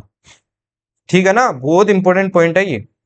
ओके, सिर्फ इनके खिलाफ अगर स्टेट आपके सामने आपके साथ क्या करता है, डिस्क्रिमिनेशन करता है, तो आपके क्या कर सकते हो, आप एक्शन ले सकते हो। इसके अलावा कोई भी डिस्क्रिमिनेशन करता है तो वो प्रोहिबिटेड नहीं है, समझ गए। लाइक सपोज मान लीजिए मिठाई बन रही है भाई, भंडारा चल रहा है, मिठाई बन रही है, ठीक है, और ये मिठाई बांट रही है आपकी सेंट्रल सेंट्रल गवर्नमेंट, एग्जाम्पल है सिर्फ, ठीक। आप गए, आपकी कास्ट मान लीजिए आप आते हो भाई एसटी से, और मैं आता हूँ मान लीजिए जनरल से। अब मेरे को मिठाई दे रहे हैं, इसको मिठाई नहीं दे रहे हैं, तो ये नहीं कर सकते हैं भाई। इसी से क्या करेगा, ये प्रोटेक्ट करेगा। सिमिलरली ये जॉब वगैरह में भी आपका क्या होता है, एप्लीकेबल होता है। बट द थिंग इज, इसमें भी आपको एक्सेप्शन मिलेंगे। इसमें भी क्या मिलेंगे भाई, एक्सेप्शन मिलेंगे। आपने देखा होगा जो आपकी स्टेट गवर्नमेंट होती है वो स्टेट वालों को क्या देने देती है, एग्जाम देने देती है, बाहर वालों को नहीं देने देती है। तो वो तो डिस्क्रिमिनेशन हो गया ना भाई। तो एक्सेप्शन भी है, वो भी ध्यान रखना, ठीक है जी। तो इसमें क्या लिखा है, no discrimination in giving access to shops, public restaurants, hotels, place of public entertainment applicable to state. अब पहला आपका कहता है कि जो आपके शॉप वगैरह हो गए, पब्लिक रेस्टोरेंट हो गए, होटल हो गए, आपके प्लेस ऑफ पब्लिक एंटरटेनमेंट हो गए, इनके साथ आप डिस्क्रिमिनेशन नहीं कर सकते हो। आप ऐसा नहीं कर सकते हो कि एसटी वाले को घुसने दे नहीं दे रहे हो और एससी वाला क्या कर सकता है, घुस सकता है। तो ध्यान रखना ये स्टेट के अगेंस्ट क्या एप्लीकेबल है, क्योंकि स्टेट ही क्या करेगा, ऐसी चीजों में आपके क्या करेगा, अप्लाई करेगा कि भाई इसको अलाउड मत करो, इसको अलाउड करो। No discrimination in use of wells, tanks, bathing guards maintained by state funds for general public. आपकी देखा होगा जो स्टेट वगैरह होते हैं, गवर्नमेंट वगैरह होते हैं, ये आपने देखा होगा पानी के लिए लगाए रखते हैं ना, टैंक्स वगैरह लगाए रखते हैं, पानी पी सकते हो आप। बाथिंग गार्ड्स मिल जाते हैं आप, जहाँ पे आप नहा सकते हैं। वेल्स वगैरह मिल जाते हैं जो पब्लिक यूज के लिए होते हैं। अब अगर इसको आपको यूज करने से कोई रोकता है तो वो भी क्या अगेंस्ट आपका, अगेन आपका क्या डिस्क्रिमिनेशन है, आपका आर्टिकल 15 आ जाएगा प्रोटेक्शन के लिए। तो ये सिटीजन और स्टेट दोनों के अगेंस्ट है, ध्यान रखना। ये सिटीजन और स्टेट दोनों के अगेंस्ट ले सकते हैं। हाँ, स्टेट आपका सेंट्री है, स्टेट में सेंटर भी आ जाता है, लेजिस्लेटिव भी आ जाता है, आपका एग्जीक्यूटिव बॉडी भी आ जाती है, और सेंटर के अंदर जितनी भी आपकी बॉडीज आ रही है ना, लाइक आपकी एजेंसीज वगैरह हो गई, और आपकी प्राइवेट एजेंसी जो स्टेट के अंडर काम कर रही है वो भी इसी के अंडर आ जाती है, ठीक है ना। कुल मिला के सेंटर ही आपका स्टेट है। बट ऐसा आपका लिखा नहीं है कि सेंटर है कॉन्स्टिट्यूशन, बट अपन अपन लोगों ने इंटरप्रेट किया, ठीक है जी। अब देखिए इसमें आपके स्टेट क्या कर सकता है, कुछ एक्सेप्शन भी रख सकता है, स्पेशल प्रोविजन भी बना सकता है। जैसे आपने देखा होगा एससी एसटीज वगैरह हो गई, ये बैकवर्ड क्लासेस है, इनके एडवांसमेंट के लिए क्या दे दिया गया है भाई, रिजर्वेशन दे दिया गया है। तो एक्सेप्शन भी हो सकते हैं भाई, ठीक है ना। देखो उनको तो राइट मिला है, बट अपने साथ तो डिस्क्रिमिनेशन हुआ है ना, तो इसलिए क्या कर सकता है, एक्सेप्शन भी हो सकता है। ये समझने वाली चीजें, रटने की चीज नहीं है, ठीक है ना।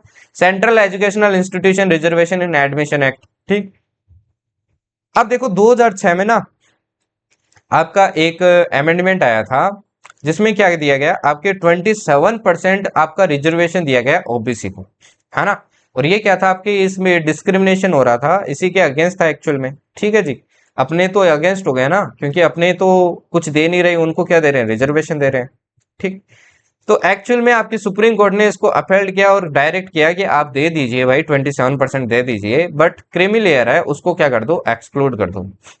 क्रीमी लेयर को क्या कर दो, एक्सक्लूड कर दो।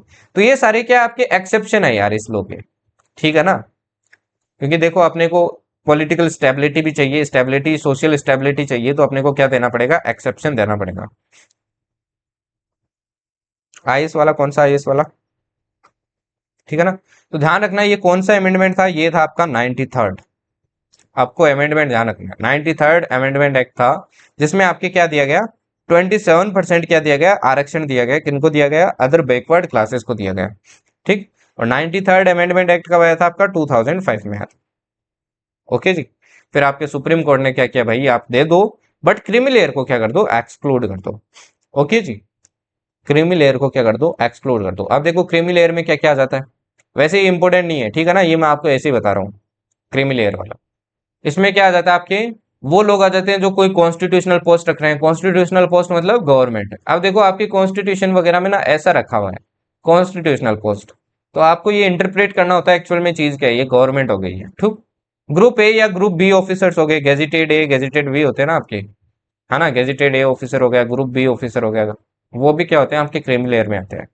अगर कोई कर्नल रैंक से ऊपर की रैंक रख रहा है वो भी इसी के अंदर आएगा। डॉक्टर, लॉयर, इंजीनियर है वो भी इसी के अंदर आएगा। Engaged in business and industry वो भी इसी के अंदर आएगा। Holding agricultural land and urban building area above a certain limit, है ना, एक सर्टेन लिमिट आपके सेट की गई है, उससे अगर ज्यादा इसके पास एरिया है वो भी इसी के अंदर आएगा। Person having an annual income अगर आपकी 8 लाख से ज्यादा है तो वो भी क्रीमी लेयर के अंदर आएगा, है ना। इनको क्या नहीं मिलेगा, वो 27% वाला आरक्षण नहीं मिलेगा। ठीक है जी। अब देखिए आगे एक बात करते हैं। हाँ, यही कर लेते हैं भाई। एक और इम्पोर्टेंट है, वो और ध्यान होना चाहिए। अब देखो ईडब्ल्यूएस पता है ना आपको क्या होता है? ये क्या होता है? इकोनॉमिकली, क्या होता है भाई? Economically weaker section, weaker section. इसमें क्या दिया गया आपके 10% क्या दिया गया भाई? आरक्षण दिया गया, मतलब रिजर्वेशन दिया गया। ये किसको दिया गया?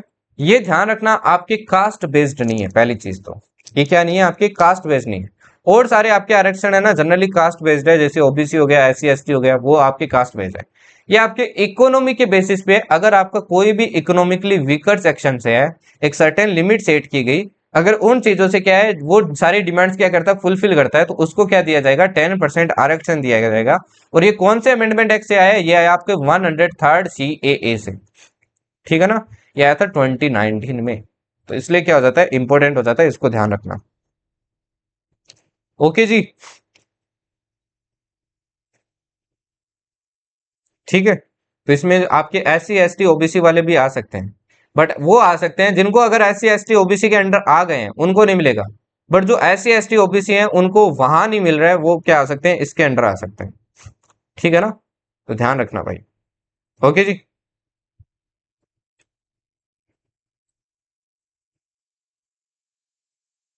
अब देखो इसके अंदर यार एक्सक्लूजन आपको ध्यान रखना है तो रख लो, नहीं रखना है तो रख लो, है ना। आपका लैंड अगर क्या है 5 एकड़ से ज्यादा है, इससे ज्यादा है, तो ये क्या हो जाएंगे? आप एक्सक्लूड हो जाएंगे, आपको ये आरक्षण नहीं मिलेगा।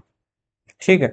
अगर आपका फ्लैट है, रेजिडेंशियल फ्लैट, ये अगर क्या है 1000 स्क्वायर फीट से क्या है ज्यादा है, तो भी आपको नहीं मिलेगा। ठीक है जी। अगर आपका जो रेजिडेंशियल प्लॉट है, अगर ये प्लॉट आपका 100 स्क्वायर यार्ड से क्या है ज्यादा है, तो भी आपको आरक्षण नहीं मिलेगा। ठीक। और ये किस में होना चाहिए? आपका म्युनिसिपैलिटी में होना चाहिए, म्युनिसिपैलिटी एरिया में। अगर म्युनिसिपैलिटी एरिया में नहीं है, और अगर आपका प्लॉट क्या है भाई 200 स्क्वायर यार्ड से ज्यादा है ना, इससे ज्यादा भाई, तो क्या हो जाएगा आपका?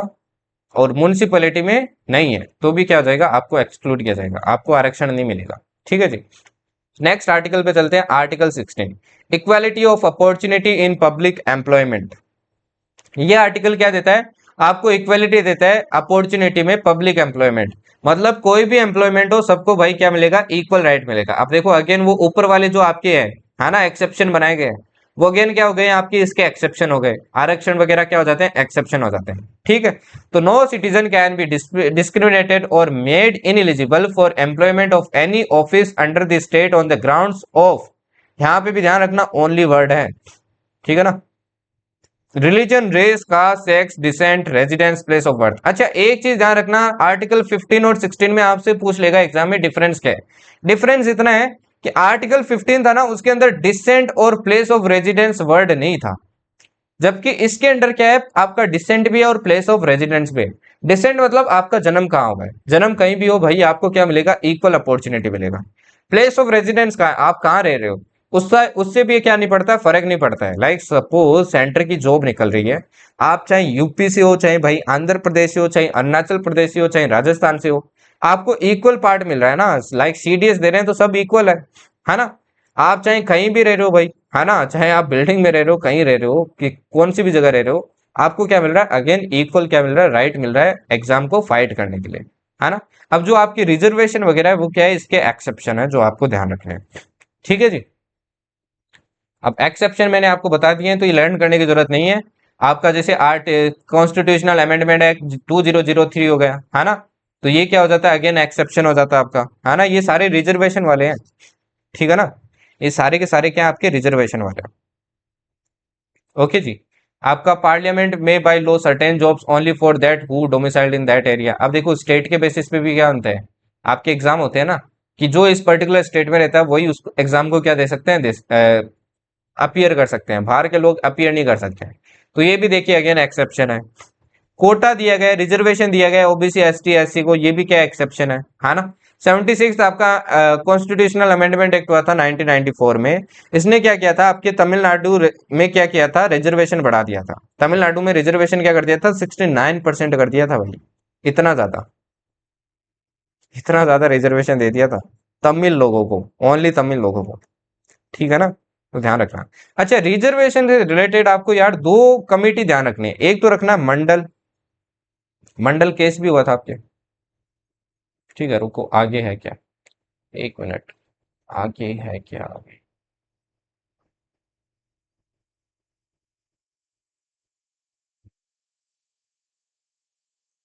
ठीक है, नहीं यार, चलो मैं आगे वाले बता देता हूँ, है ना, पेज खाली पड़े हैं। रिजर्वेशन की बात करते हैं, ठीक है। इससे आपको दो कमेटी क्या रखने हैं, दो केस ध्यान रखने हैं। एक तो था आपका मंडल कमेटी, एक पहले क्या बना था, मंडल कमेटी बना था, मंडल कमेटी। ठीक है, एक तो था आपका मंडल कमेटी, और एक था आपका रामनंदन कमेटी। एक क्या था भाई, रामनंदन कमेटी। आपसे एग्जाम में पूछ लेते हैं ये किस चीज से रिलेटेड है, तो ध्यान रखना दोनों किससे रिलेटेड है, आपके रिजर्वेशन से रिलेटेड है। ये ना आपके बीपी मंडल नाम के एक आदमी थे, उनके चेयर पर, उनके चेयरमैनशिप के अंदर क्या किया गया, ये कमेटी आपकी फॉर्म की गई। ठीक, और ये कब फॉर्म की गई, ये की गई आपके 1979 में। ठीक है, कौन सी गवर्नमेंट ने की थी, तब आपकी गवर्नमेंट थी मोरारजी देसाई की। मोरारजी देसाई की क्या थी भाई, गवर्नमेंट थी। ओके जी, ठीक है। ये एक्चुअल में कमिटी किस चीज के लिए फॉर्म की गई थी, जो आपके ओबीसी वगैरह है ना, जो आपका ओबीसी वगैरह है, एससी एसटी वगैरह है, उनमें जो रिजर्वेशन है उसको क्या करने के लिए, रिव्यू करने के लिए, कि भाई इनको और रिजर्वेशन देने की जरूरत है या नहीं है। ठीक, आपकी कंडीशन चेक करने के लिए, टू चेक कंडीशन,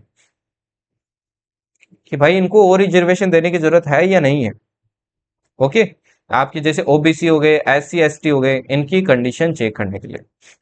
तो इन्होंने क्या किया भाई, आपकी कंडीशन चेक की, और फाइनली क्या किया, इन्होंने रिकमेंड क्या किया, वो इंपॉर्टेंट है। इन्होंने रिकमेंड किया कि आप क्या कीजिए, 27% क्या दे दीजिए, जो गवर्नमेंट जॉब्स है, गवर्नमेंट जॉब्स है, उनकी उसके अंदर क्या कर दीजिए, आप रिजर्वेशन दे दीजिए। किसको दे दीजिए भाई, ओबीसी को दे दीजिए। किसको दे दीजिए, ओबीसी को दे दीजिए।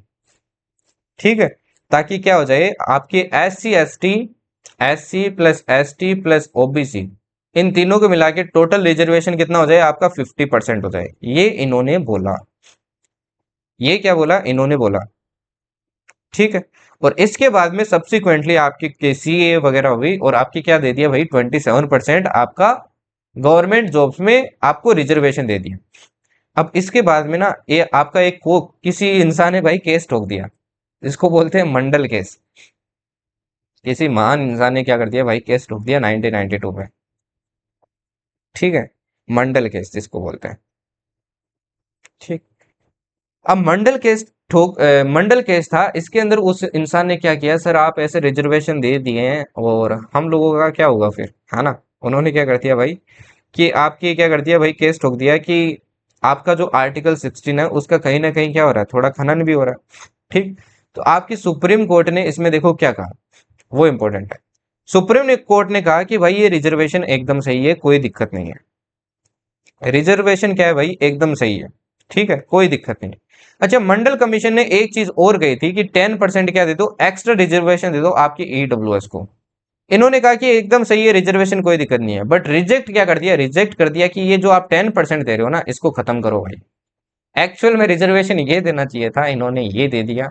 अब यार गवर्नमेंट है तो कुछ भी कर सकती है ना, क्या चल रहा है पता नहीं। ठीक है, तो ये क्या कर दिया, कैंसिल कर दिया कि ईडब्ल्यूएस वाला क्या कर दो भाई, कैंसिल कर दो। ये आपका अनकॉन्स्टिट्यूशनल है, इसको क्या करो, गलत करो। ठीक है जी। उसके बाद में मैंने आपको बताया कैसे क्या मिला। ओके। ये जो रामनंदन कमेटी, अभी देखो मैंने आपको क्रीमी लेयर बताया था, फिर आपके कोर्ट ने क्या कहा भाई, क्रीमी लेयर को भी क्या करो, आप फाइंड करो इसके अंदर, और क्रीमी लेयर को क्या कर दो आप ओबीसी के अंदर हटा दो, और जो बच गए उनको क्या कर दो, रिजर्वेशन दे दो। रामनंदन कमेटी इसीलिए बनाएगी to find the criminal, to find the, to identify criminal नहीं सॉरी, क्रीमी लेयर, यही फाइंड करने के लिए ये आपकी कमेटी बनाई गई थी। ठीक है, और इस कमेटी ने अपनी रिपोर्ट कब दी थी भाई, 1993 में दी थी। ओके जी, ठीक है ना। तो ये ध्यान रखना यार, इंपॉर्टेंट कमेटीज है, कमेटीज आपसे एग्जाम में पूछ ली जाती है। मंडल कमेटी किस चीज से रिलेटेड थी, रामनंदन कमेटी किस चीज से रिलेटेड थी, तो आपको पता होनी चाहिए कौन सी कमेटी किस चीज से रिलेटेड है। ओके जी, ठीक है जी, क्लियर है। और इसी के बाद में आपने देखा होगा national commission for backward class, जो अपन आगे पढ़ेंगे, है ना। इसी के बाद में क्या हुआ, आपकी जो नेशनल कमीशन है ना बैकवर्ड क्लास वाला, national commission for backward class, ये इसी के अंडर क्या हुआ, सेटअप हुआ। ठीक, ये कौन से आर्टिकल में, ध्यान रखना, ये 102nd कॉन्स्टिट्यूशनल अमेंडमेंट एक्ट से सेटअप हुआ आपके कौन से ईयर में, 2018 में। और ये कौन से आर्टिकल में मिलेगा, ये मिलेगा आपको 338 बी। अब देखिए ए और आपका तीन आर्टिकल है, 338, 338 ए और 338 बी। 338 में आपके national commission for schedule caste, 338 ए में आपके national commission for schedule tribes, और 338 बी में कौन सा आपका, national commission for backward class. ठीक है ना, ये आपके इसी रामनंदन कमेटी के बाद आपके 102nd अमेंडमेंट एक्ट हुआ 2018 में, और इसको क्या कर दिया गया, ऐड कर दिया गया। ठीक, अब ये ध्यान रखना, ये जो आपका स्टेब्लिश हुआ था ना, ये तो 1993 में ही हो गया था। आप बोलोगे इतना टाइम कैसे लगा, एक्चुअल में स्टेब्लिश कभी हो गया था, बट जो आपका होता है ना कॉन्स्टिट्यूशनल स्टेटस मिलना, वो ध्यान रखना आपकी कब मिला, 2018 में मिला। ओके जी, ठीक है, आगे बढ़े।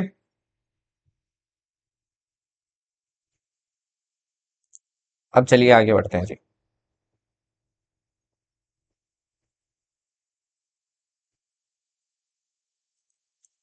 क्या हो रहा है भाई,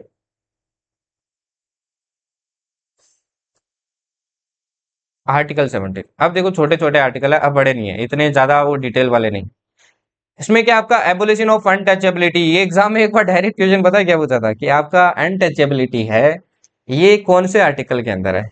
एक बार तो ये क्वेश्चन पूछा, एक बार पूछा क्या आपके कॉन्स्टिट्यूशन के अंदर अनटचेबिलिटी वर्ड यूज किया गया है, डिफाइन किया गया है, क्या ये आपके कॉन्स्टिट्यूशन के अंदर अनटचेबिलिटी वर्ड डिफाइन किया गया है या फिर यूज किया गया है। तो ध्यान रखना, ये पहली बात तो आपके अनटचेबिलिटी को क्या करता है, एबोलिश करता है। It is applicable to state and private citizen, है ना, स्टेट पे भी एप्लीकेबल है, और जो आपके आसपास के पड़ोस के लोग हैं उन पे भी क्या है भाई, एप्लीकेबल है। आप अनटचेबिलिटी तो सब जानते होंगे भाई, है ना, छुआछूत वाला।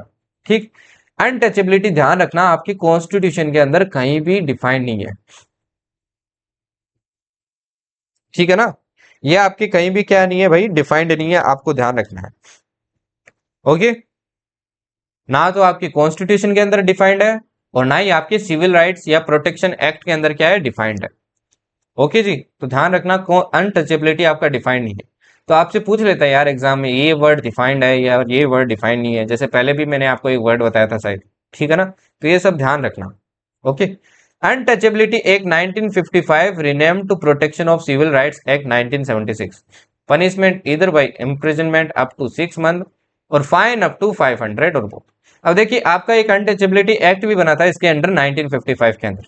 ठीक है, इसका आगे नाम क्या कर दिया, सिविल राइट्स एक्ट 1976 कर दिया, क्योंकि अमेंडमेंट हुआ इसके अंदर। ठीक, इसके अंदर अगर आपका कोई भी इसको अब आपका अनटचेबिलिटी क्या करता है, इसका खनन करता है, तो उसको क्या मिल सकती है, पनिशमेंट मिल सकती है 6 साल तक, तो वही सजा आपकी 6 महीने तक तो क्या मिल सकती है, सजा मिल सकती है, और 500 रुपए का क्या मिल सकता है, दंड मिल सकता है। अच्छा, अपने इंडिया में एक बहुत इंटरेस्टिंग चीज है भाई, नोट करना आप, जो पनिशमेंट होती है ना, जो जेल वाली होती है वो तो बहुत ज्यादा होती है, जैसे यहाँ पे देखिए 6 महीना है, और वही दूसरी पनिशमेंट क्या है, 500 रुपया। ये ऐसा क्यों है, क्योंकि एक्चुअल में ये उस टाइम लागू हुए थे, और इनके अंदर इंप्रूवमेंट नहीं किए गए हैं। तो उस टाइम तो 500 रुपये बहुत ज्यादा होते थे, अब के टाइम में 500 रुपये की कोई वैल्यू ही नहीं है। समझ गए ना, तो इसलिए ये डिफरेंस है। ठीक। Person convicted untouchability is disqualified for election to parliament और स्टेट लेजिस्लेचर। अगर किसी को भी इसके अंडर आपकी क्या किया गया, कन्विक्ट किया गया, मतलब इसके अंडर केस दर्ज हो गया, तो वो क्या नहीं कर सकता, इलेक्शन नहीं लड़ सकता पार्लियामेंट और स्टेट लेजिस्लेचर का। ST/SC prevention of atrocities act 1989 भी इसी के अंडर है ना। SC/ST के खिलाफ आपने देखा होगा ज्यादा क्या होता है, अनटचेबिलिटी होता है, ये वाला सीन ज्यादा चलता है ना। तो उनके लिए भी क्या गया गया एक एक्ट बनाया गया। ये सब देखो इंपॉर्टेंट नहीं है, इंपॉर्टेंट एक तो ये अनटचेबिलिटी आपका डिफाइंड नहीं है, ठीक है जी, और दूसरा क्या है, ये एबोलिश करता है आपका आर्टिकल 17। नेक्स्ट देखिए, अब ना ये अनटचेबिलिटी है ना, इससे रिलेटेड दो इंपॉर्टेंट केसेस के नाम याद रखना बस। एक था जय Singh versus union of India, एक था आपका देवराज जी वर्सेस बी पद्मना। ये दो केसेस बहुत इंपॉर्टेंट है जो आपको ध्यान रखने हैं, ये बेस्ड ऑन अनटचेबिलिटी है, ठीक है ना। डिटेल्स जानने की आपको इतनी जरूरत नहीं है, बस ये दो केस ध्यान रखना भाई, इंपॉर्टेंट है। आपसे डायरेक्ट एग्जाम में पूछेगा कि कौन से केस आपकी अनटचेबिलिटी से रिलेटेड है। वहीं आपका एक दूसरा है people union for democratic rights versus union of India, जिसमें आपके प्राइवेट इंडिविजुअल को भी क्या किया गया, आर्टिकल के अंदर इंक्लूड किया गया। ठीक है, इसने क्या कहा, said article 15(2) and article 17 provisions applicable to state also with private individuals. इसमें क्या किया गया, ये जो आपका है ना, यहाँ पे देखो पहले सिर्फ क्या था, स्टेट था, फिर क्या कर दिया इसने, प्राइवेट इंडिविजुअल्स भी क्या कर दिया, ऐड कर दिया। अगर कोई प्राइवेट इंडिविजुअल भी क्या करता है, आपके राइट का खनन करता है, वो भी क्या हो जाएगा, इंक्लूड हो जाएगा। तो ये केसेस भाई, तीन केसेस है, तीनों केसेस ध्यान रखना। ठीक। एक और केस है आपका स्टेट ऑफ कर्नाटका वर्सेस अप्पा बालू इंगले, ये भी आपको ध्यान रखना है, केसेस भाई ध्यान रखना, बहुत इंपॉर्टेंट है। ठीक। Article 17 objective is absence of disability restriction prohibited on ground of caste and religion. ठीक है, इसमें भी ध्यान रखना, बस इतना ध्यान रखना ना भाई, अनटचेबिलिटी से, है ना, बाकी ये समझने की आपको जरूरत नहीं है, इतना इंपॉर्टेंट नहीं है। ठीक है, अब आता है आपका आर्टिकल 18। आर्टिकल 18 बहुत सिंपल है, ये क्या करता है, एबोलिशन ऑफ टाइटल्स करता है। टाइटल्स जैसे मान लीजिए आप राजा के बेटे हैं, है ना, अगर हिस्ट्री निकाले तो आपके राजा के बेटे निकल रहे हैं, तो ऐसा नहीं है कि आप राजा लगा सकते हैं भाई, महाराजा धीराज लगा सकते हैं, है ना। तो ये एबोलिशन ऑफ टाइटल कहते हैं, इसको क्या कहते हैं, एबोलिशन ऑफ टाइटल्स कहते हैं। ठीक है, मान लीजिए आपको बोस बुलाया जा रहा है, तो ऐसा नहीं है कि आप बोस लगाएंगे, अपना टाइटल हमेशा बोस रखेंगे, तो बोस नहीं रख सकते हैं, समझ गए, तो आप टाइटल्स नहीं रख सकते हैं। ठीक है जी। मान लीजिए आपको कोई अवार्ड मिल जाता है, तो ऐसा नहीं है कि आप अवार्ड साथ में यूज करें, है ना, जैसे आपका क्या यूज करता है, पोपटलाल यूज करता है, golden crow award winner Popatlal, वरिष्ठ युवा पत्रकार पोपटलाल, तो वो नहीं कर सकते हैं भाई आप, समझ गए, है ना। अगर गोल्डन क्रो मतलब सुनहरा कोआ, तो वो चीज ध्यान रखना भाई, ठीक है ना, इंपॉर्टेंट है ये।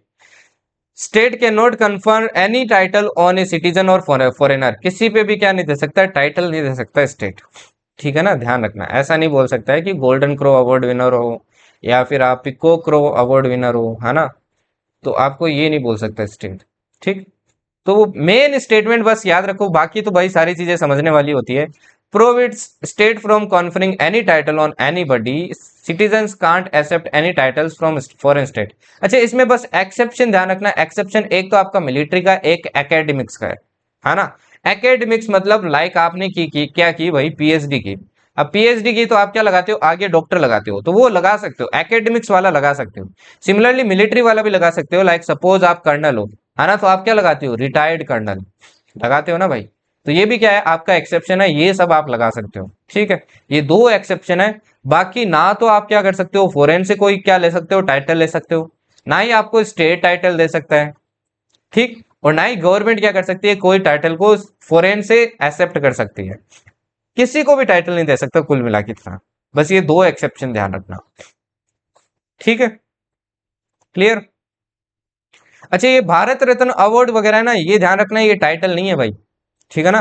तो इनको भी आप सफिक्स या परफिक्स नहीं कर सकते हो, जैसे अभी मैंने गोल्डन क्रो वाला बताया, आप ऐसे नहीं कह सकते हो आपको भारत रत्न मिल गया तो भारत रत्न अवार्डी अजय सिंह राजपूत, ये यूज नहीं कर सकते हो आप, ठीक है ना भाई, क्लियर, ओके। अच्छा, ये अवार्ड्स ना, एक पॉइंट ध्यान रखना, ये मैंने इसी एक आपके बुक में मेंशन थी तो मैंने लिख दी कि ये जो अवार्ड थे, नेशनल अवार्ड थे, ये 1954 में क्या हुए थे, स्टार्ट हुए थे, है ना। बट मोरारजी देसाई की जो गवर्नमेंट आई थी 1977 में, यहाँ पे क्या थी, बहुत ज्यादा अनस्टेबिलिटी थी, तो इनको क्या कर दिया, डिसकंटिन्यू कर दिया, एंड वापस रिवाइव कब किए गए, जब 1980 में आपके वापस इंदिरा गांधी की गवर्नमेंट आती है तब इनको रिवाइव किया गया। ठीक है जी। नेक्स्ट आता है आर्टिकल 19 प्रोटेक्शन ऑफ राइट्स। ये भी बहुत इंपॉर्टेंट बड़ा आपका क्या है आर्टिकल है।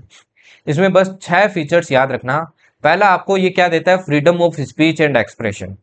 ठीक, मतलब आप कुछ भी बोल सकते हैं, कुछ भी क्या कर सकते हैं, एक्सप्रेस कर सकते हैं, कोई भी आपको रोक नहीं सकता है। लाइक आप गवर्नमेंट की बुराई भी कर सकते हैं, आप चाहें तो गवर्नमेंट की अच्छाई भी बता सकते हैं। बट इट डजेंट मीन कि आप गालियां देना स्टार्ट करते हैं भाई, है ना। ऐसा नहीं है कि आपके पड़ोस वाले से आपसे आपकी दुश्मनी, आप जाके क्या करना स्टार्ट करते हैं, उसको गालियां देना स्टार्ट करते हैं। तो ऐसा नहीं होना चाहिए कि आप जो बोल रहे हैं इससे किसी और का आर्टिकल खराब नहीं होना चाहिए। अगर देखिए आप किसी को गाली दे रहे हैं तो वो डिस्क्रिमिनेटरी रिमार्क्स हो गए हैं, है ना। आप उसके आर्टिकल को क्या कर रहे हैं, खनन कर रहे हैं। तो अगर ऐसा करेंगे तो वो क्या ले लेगा, आप पे एक्शन ले लेगा। और ये क्या हो जाते हैं, एक्सेप्शन हो जाते हैं। तो समझने वाली चीज है, सिंपल सी। ठीक। फ्रीडम ऑफ असेंबली, असेंबली मतलब आप क्या क्या कर सकते हैं, असेंबली कहीं पे भी क्या हो सकते हैं, इकट्ठे हो सकते हैं। ठीक है ना, आप कहीं पे भी क्या हो सकते हैं भाई, इकट्ठे हो सकते हैं। फ्रीडम ऑफ एसोसिएशन, आप एसोसिएशन फॉर्म कर सकते हैं, है ना। लाइक मान लीजिए आपको कोई डेमोन्स्ट्रेशन करना है, कुछ भी करना है ना, गवर्नमेंट के खिलाफ वगैरह, तो वो भी क्या कर सकते हैं, आप कर सकते हैं। आप कोऑपरेटिव सोसाइटीज वगैरह बना सकते हैं। फ्रीडम ऑफ रेजिडेंस, आप कहीं पे भी रह सकते हैं, इंडिया के अंदर कहीं पे भी रह सकते हैं। फ्रीडम ऑफ मूवमेंट, आप इंडिया के अंदर कहीं भी मूव कर सकते हैं।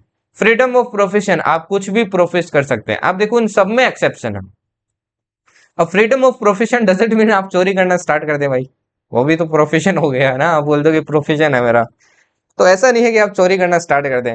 Freedom of movement doesn't mean कि आप क्या करते हैं भाई, आप जो बहुत ही इंपॉर्टेंट जगह है ना, जो आपकी क्या प्रोटेक्टेड लैंड्स है, आप ट्राइबल लोगों के बीच में जाना स्टार्ट कर दे बिना परमिशन के। आप जंगलों के अंदर जाना स्टार्ट कर दे बिना परमिशन के। तो इट डजेंट मीन कि आप कहीं पे भी क्या कर सकते हैं, मूवमेंट कर सकते हैं। This is against also the law की क्या है, अगेंस्ट आपका। ठीक है ना जी, लॉ की क्या है भाई, अगेंस्ट है। ओके। फ्रीडम ऑफ रेजिडेंस, ऐसा नहीं है कि आप ट्राइबल लोगों के बीच में जाके रहने लग जाए, तो ये भी क्या हो जाएगा, अगेन आपका सबके अंदर क्या है भाई, एक्सेप्शन है। ठीक, तो देखो मैंने सबके अंदर लिख दिया है, एक बार इसको रीड कर लेना, बस आपको समझ में आ जाएगा। बस रीड करना है इसको, ठीक है ना। इसमें से आपको कुछ लिखना नहीं है, बस इन्हीं में एक्सेप्शन लिख लेना सब में। ठीक। तो freedom of speech and expression, every citizen has right to express his believes and conviction. It includes, अब देखो इंक्लूड क्या करता है, ये आपको ध्यान रखना है। फ्रीडम ऑफ प्रेस इसी के अंदर आता है, फ्रीडम ऑफ इंफॉर्मेशन इसी के अंदर आता है। ठीक है, फ्रीडम ऑफ प्रेस इसी के अंदर आता है, फ्रीडम ऑफ इंफॉर्मेशन इसी के अंदर आता है आपका। साइलेंस भी इसी के अंदर आता है, ध्यान रखना, फ्रीडम ऑफ साइलेंस भी है आपके अंदर, आपके पास। मतलब आप चाहे तो चुप रह सकते हैं, आपको कोई बोल नहीं सकता है कि भाई आप बोलो बोलो, है ना। ये आपका फंडामेंटल राइट है भाई, ये आपका फंडामेंटल राइट है। आप चाहें तो चुप भी रह सकते हैं, ठीक है ना। तो फ्रीडम ऑफ प्रेस ध्यान रखना इसी के अंदर आता है, और फ्रीडम ऑफ इंफॉर्मेशन भी क्या आता है, इसी के अंदर आता है।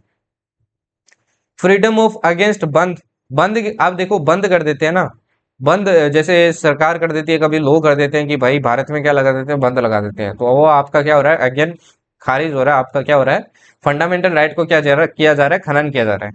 राइट टू टेलीकास्ट एडवर्टाइज, ये भी क्या आपके सारे फ्रीडम ऑफ स्पीच के अंडर आ जाते हैं। इसमें एक दो और लिख लेना, आपकी टैपिंग नहीं की जा सकती है, टेलीफोनिक कन्वर्सेशन की टैपिंग ही नहीं की जा सकती है, वो भी इसी के अंदर आती है।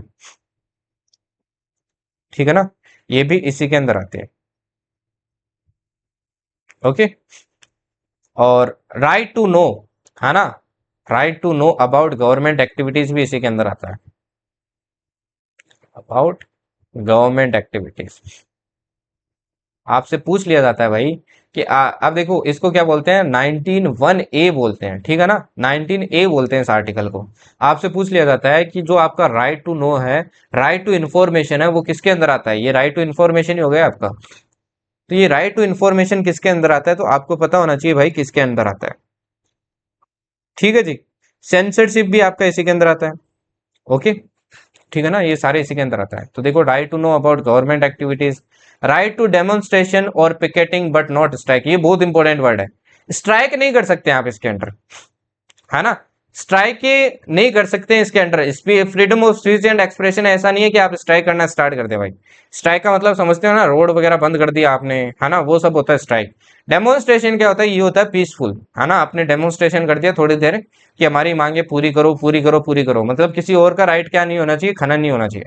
पिकेटिंग क्या होता है, पिकेटिंग होता है, मान लीजिए ये क्या है भाई, आपकी वाइन शॉप है। वाइन शॉप के चारों तरफ क्या हो गए, लोग खड़े हो गए और इन्होंने हाथ जोड़ के क्या कर लिया भाई, लोग कर लिया। अब लोग क्या कर सकते हैं, इसके अंदर एंटर नहीं कर सकते हैं। ये भी एक तरह का डेमोन्स्ट्रेशन हो गया कि भाई ड्रिंक मत करिए, समझ गए, इसको कहते हैं picketing. Under it recently decriminalisation of homosexuality under Navtej Singh Johar versus union of India, ये इंपॉर्टेंट केस है। इसी के अंडर ना आपका एक और आ गया है अभी रिसेंटली, डीक्रिमिनलाइजेशन ऑफ होमोसेक्सुअलिटी। आपकी होमोसेक्सुअलिटी को पहले क्या माना जाता था, क्राइम माना जाता था, बट अब क्राइम नहीं माना जाता है। किस केस के under, Navtej Singh Johar versus union of India के अंडर, इंपॉर्टेंट केस है। ठीक, रेस्ट्रिक्शन कुछ लगाए जा सकते हैं इसके अंदर, देखो, सिक्योरिटी ऑफ स्टेट की, friendly relation with foreign state, public order, decency of morality, contempt of court, deformation, incitement of an offence. तो इसको एक बार अच्छे से रीड कर लेना। ये क्या लगाए जा सकते हैं, आपके एक्सेप्शन हो गए, इनके अंडर आपके क्या लगाए जा सकते हैं, इस राइट को छीना जा सकता है।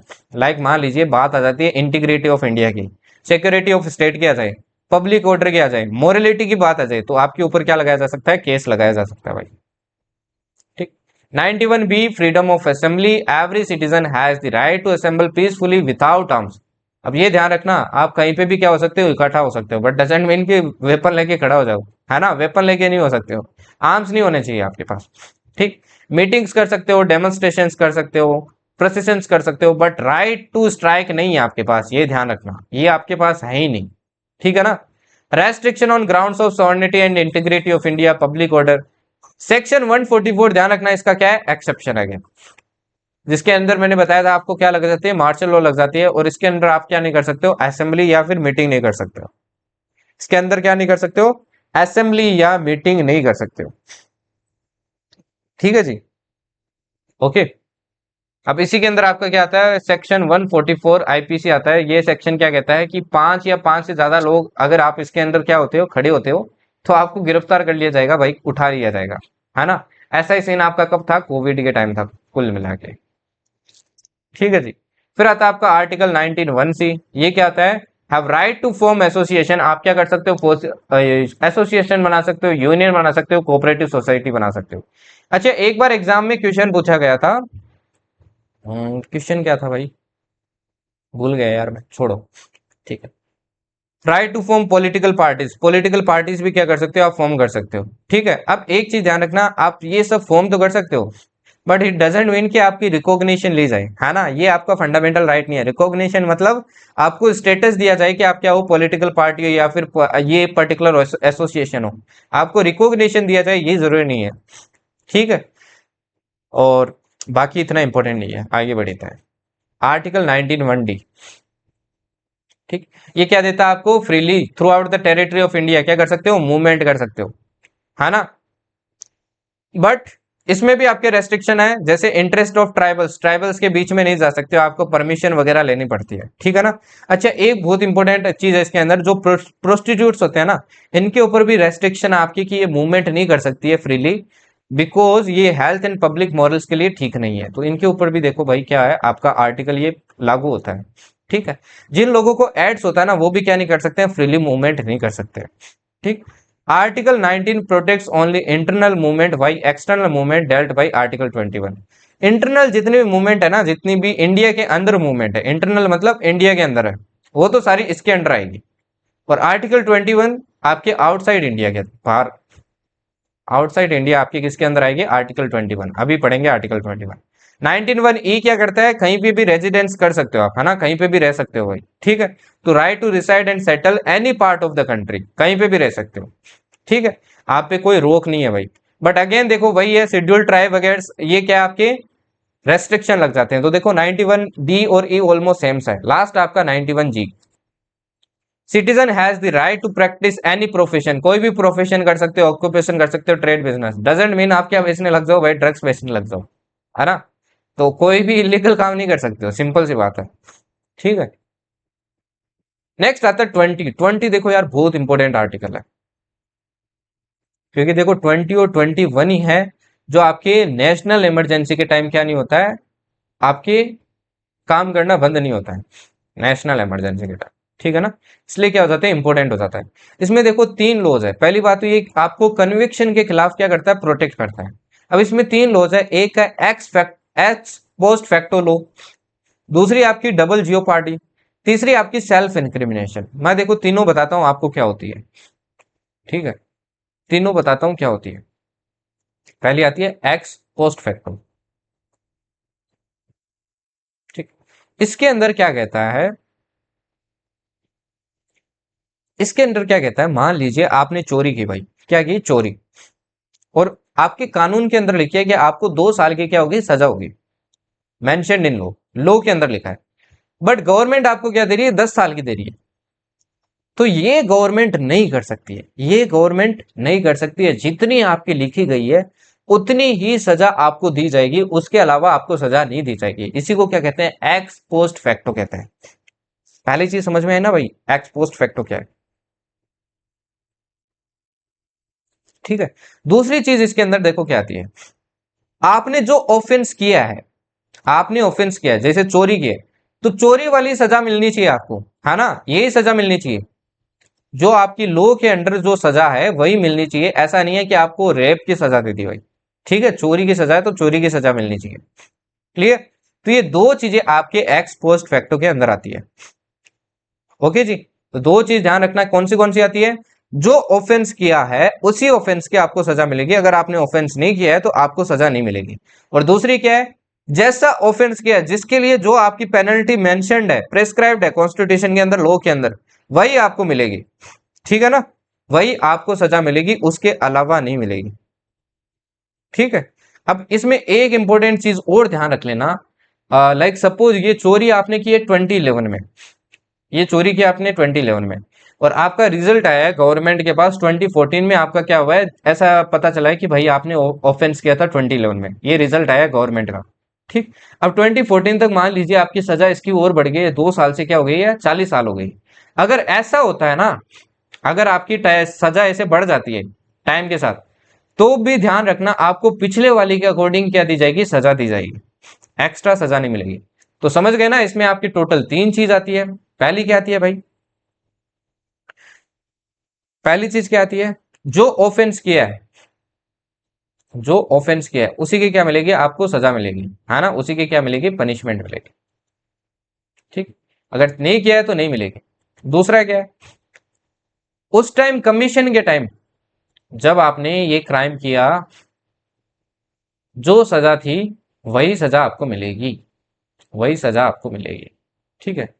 तीसरा, तीसरा क्या है, लॉ में आपकी जितना लिखा गया है सजा, कि इतनी सजा मिलेगी, इस क्राइम के लिए इतनी सजा मिलेगी, उतनी ही सजा आपको मिलनी चाहिए, उससे ज्यादा नहीं मिलनी चाहिए। ये है आपके no x post facto.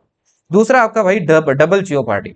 Double जियो पार्टी देखो, डबल से याद रखना, एक ही क्राइम के लिए आपको 2 बार सजा नहीं दे सकते, 2 बार सजा नहीं दी सकती है ना, एक ही क्राइम के लिए 2 बार आपको सजा नहीं दी जा सकती है। मान लीजिए आपने चोरी की है, ऐसा नहीं है मैंने पहले आपको सजा दे दी, वापस एक बार और इसके लिए क्या कर दी, सजा दे दी, तो 2 बार सजा नहीं दी जा सकती है, ध्यान रखना। तो सिंपल लैंग्वेज में लिखो अपने नोट्स के अंदर, एक ही क्राइम के लिए 2 बार सजा नहीं दी जा सकती है। तीसरा है no self incrimination. Self incrimination का मतलब होता है कि कोर्ट के अंदर ना आप खुद की गवाही नहीं दे सकते हो,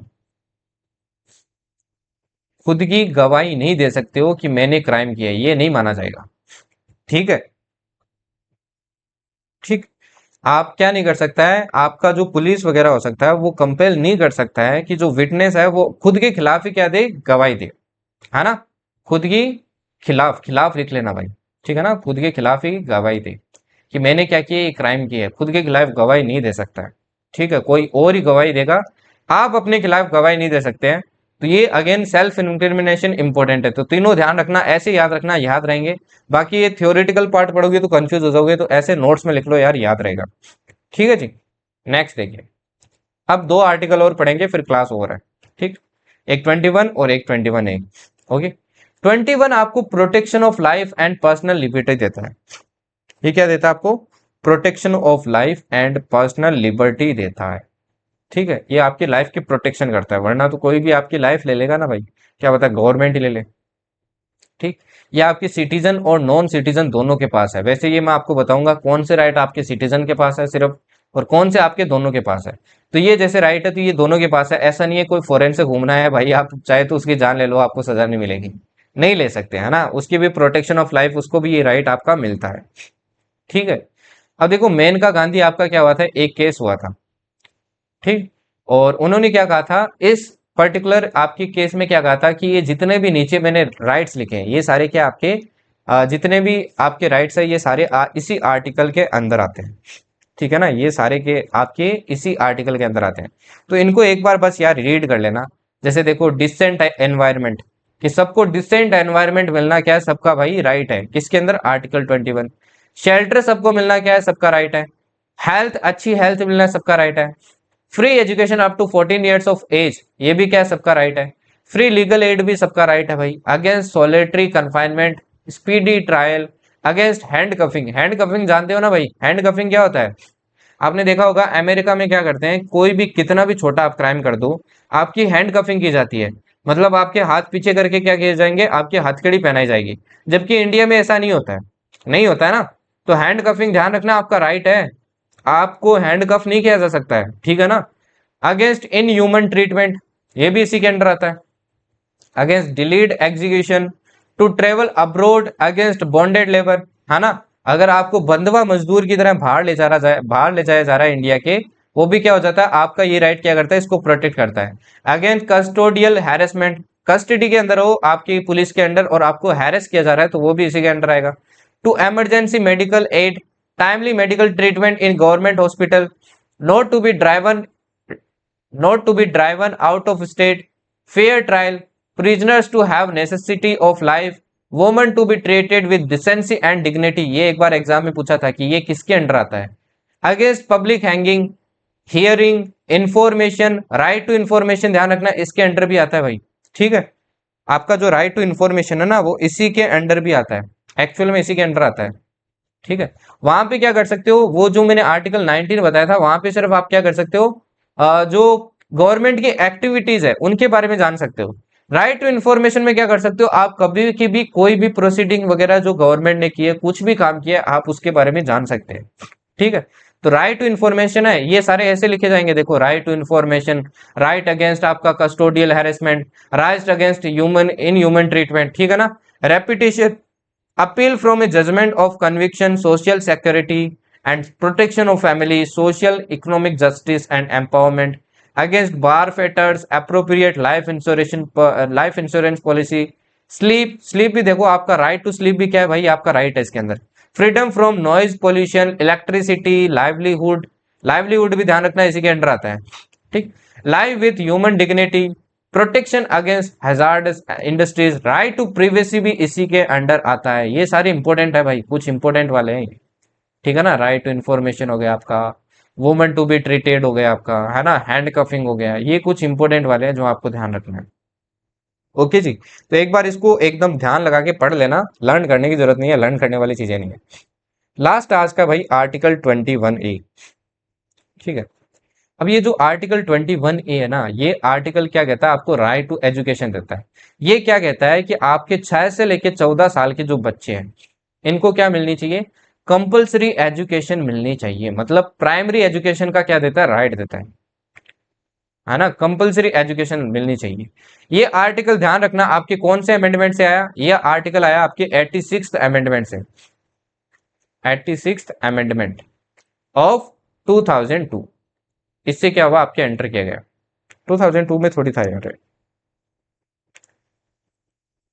कौन से एक्ट में था भाई ये, 2002 में था क्या, हाँ 2002 में था। ठीक है, 2002 में क्या किया गया, ये एंटर किया गया, ध्यान रखना ये काफी इंपॉर्टेंट क्या आर्टिकल है आपका, एफकेट वगैरह ना वहां पे भी क्वेश्चन पूछ लिया जाता है। ठीक है, तो ये 86 कॉन्स्टिट्यूशनल अमेंडमेंट एक्ट ऑफ 2002 से क्या किया गया, एंटर किया गया। अब इससे पहले देखो जब तक ये एंटर नहीं हुआ था ना, फिर भी पहले भी क्या था, ये कॉन्स्टिट्यूशन के अंदर था आपके आर्टिकल 45 के नाम पे, पार्ट 4 के अंदर, जो अपन पढ़ेंगे डीपीएसपी के अंदर था, आज भी है ध्यान रखना। है ना। 1993 में सुप्रीम कोर्ट ने क्या कहा कि इसको क्या बना दो भाई, फंडामेंटल राइट बनाओ। तो फिर क्या बना आपका, क्या बना, ये फंडामेंटल राइट बना, है ना। राइट टू लाइफ के अंडर भी ध्यान रखना, ये आपको मिल जाएगा प्राइमरी एजुकेशन, अभी मैंने आपको दिखाया था राइट टू प्राइमरी एजुकेशन, तो ये आर्टिकल 21 के अंडर भी है ना। तो ऐसे याद रखना। देखो सबसे पहले 1993, 1993 नहीं, आर्टिकल 45 कौन सा है, पार्ट फोर्थ। पार्ट फोर्थ कौन सा आपका, ये है डीपीएसपी। इस डीपीएसपी के अंदर क्या है आपको ये मेंशन्ड है, ठीक। फिर आपका टाइम आया 1993। 1993 में सुप्रीम कोर्ट ने क्या कहा भाई, इसको क्या बनाया जाए, आपका फंडामेंटल राइट बनाया जाए। तो इनिशियली इस आर्टिकल को कहां प्लेस किया गया, आपके आर्टिकल 21 के अंदर प्लेस किया गया। फिर आपके 86 अमेंडमेंट एक्ट होती है CAA 2002, इसके अंडर क्या बना दिया गया, इसको आपके एक फंडामेंटल अलग से राइट बना दिया गया आर्टिकल 21A प्लेस करके, ठीक है ना। ऐसे आपको ध्यान रखना। अब ना इसके लिए आपके ध्यान रखना, एक आपका एक्ट भी बन चुका है जिसको बोलते हैं right of children to free and compulsory education 2009, जिसको बोलते हैं राइट टू एजुकेशन 2009, ठीक है ना। ये भी आपका बन चुका है, ठीक है ना, ये एक्ट बन चुका है, एक्ट भी बन चुका है भाई। ओके जी, तो ये आपको ध्यान रखना है, ठीक है। लास्ट कंसेप्ट है भाई due process of law and procedure established by law. एक आता है आपका ड्यू प्रोसेस ऑफ लॉ, एक होता है आपका प्रोसीजर एस्टेब्लिश्ड बाय लॉ। ये ना मैं उसी चीज के लिए बता रहा हूं आपको, आर्टिकल 21 के लिए, है ना। ये वाला जो पार्ट है ना, ये अपन कल से पढ़ेंगे, protection against arrest and detention, ठीक है। ये आपको मैं उसी के लिए बता रहा हूँ। अब देखो ये जो आपका आर्टिकल 21 है ना, इसमें दो इंपॉर्टेंट केस है जो आपको पता होनी चाहिए भाई।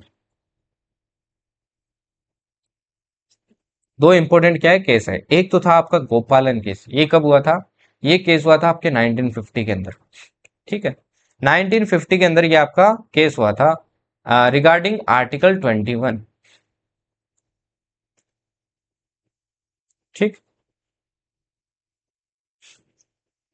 इसमें आपके ध्यान रखना सुप्रीम कोर्ट ने क्या बोला, इसमें सुप्रीम कोर्ट ने ना नैरो इंटरप्रिटेशन दी।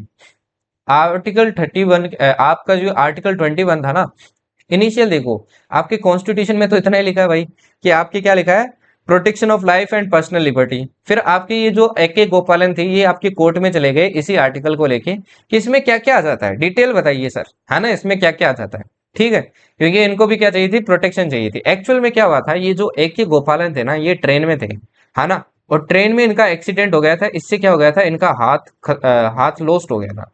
अब ये लॉस्ट हो गया था तो ये क्या मान रहे थे, कॉम्पनसेशन मांग रहे थे, किससे, आपके गवर्नमेंट से, और गवर्नमेंट इनको दे नहीं रही थी। तो इसलिए ये क्या गए थे, इसके पास गए थे आर्टिकल 21, क्योंकि प्रोटेक्शन ऑफ लाइफ हो गया ना भाई, हुआ तो रेलवे के कारण है, ठीक है। तो ये वहां चले गए आपके। तो आपके सुप्रीम कोर्ट ने यहाँ पे क्या दिया, नैरो इंटरप्रिटेशन दिया, ठीक है। इन्होंने क्या कहा कि ये जो आपका जो आर्टिकल 21 है ना, ये आपको किसके अगेंस्ट प्रोटेक्ट करता है, ये आपको प्रोटेक्ट करता है only against action of executive. Executive के कोई भी एक्शन होते हैं ना आपके, उसके अगेंस्ट क्या करता है, आपको प्रोटेक्ट करता है।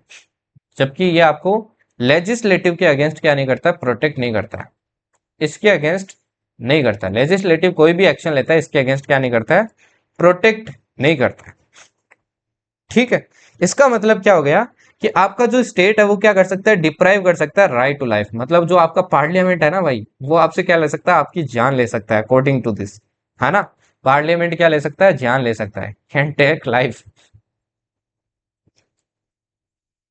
ठीक है जी।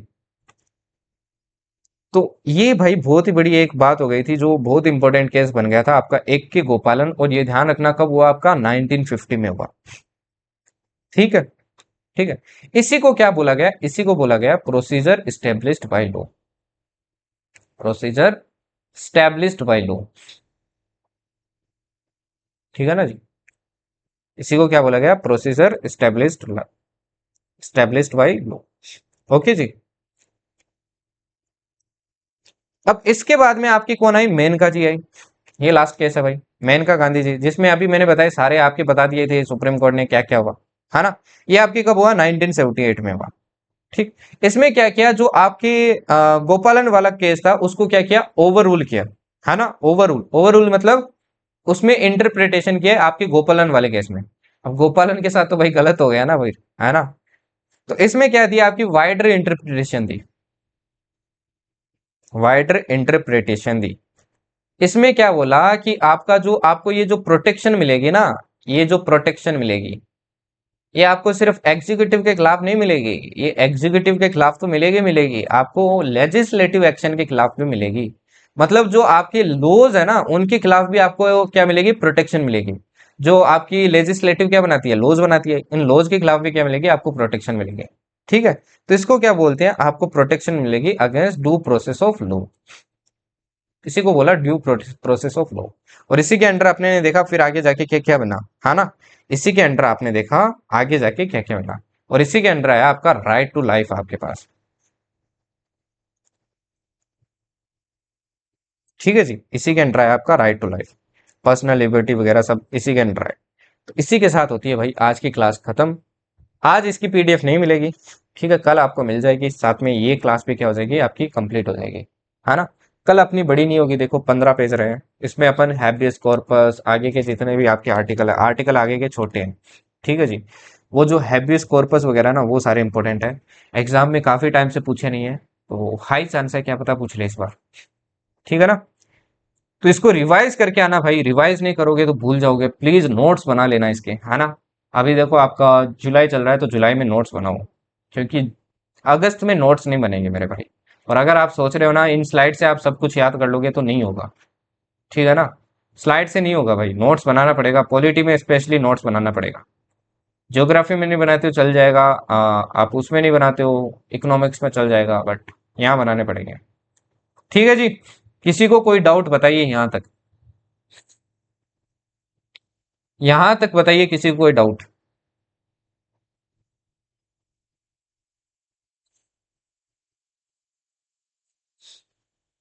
है जी।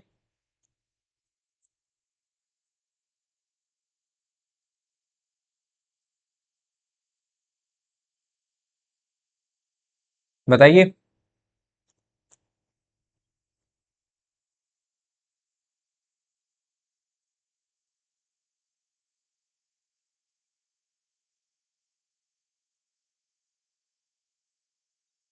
तलवार वाला कौन सा होता है।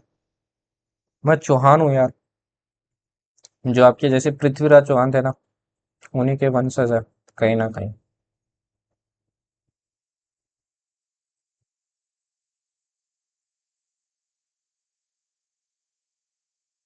नहीं नहीं, महाराजा नहीं हूँ यार मैं, महाराजा महाराजा नहीं हूँ।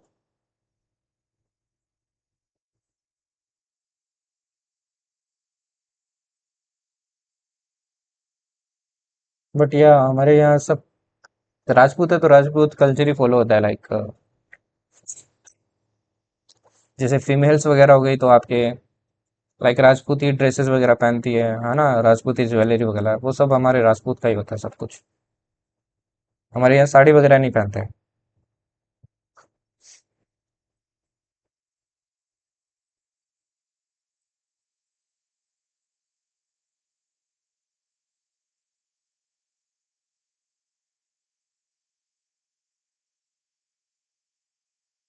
ठीक है जी, तो रिवीजन कर लेना, एंड रिवीजन प्लस नोट्स बना लेना, नोट्स इंपॉर्टेंट है, शॉर्ट फॉर्म में बनाइए इसके, देखो बहुत शॉर्ट फॉर्म में बन जाएंगे, ठीक है ना, जैसे मैं बना रहा था वैसे बनाइए, बीच में सर्कल कीजिए, मेन डिटेल लिखिए, फिर आप मैपिंग से क्या कर दीजिए, नोट्स बना दीजिए, लास्ट टाइम में आपको रिवीजन करने में बहुत हेल्प करेगी। समझ गए ना।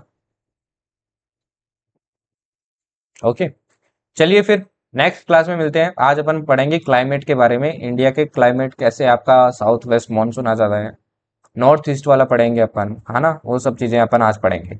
ओके जी, थैंक यू, जय हिंद।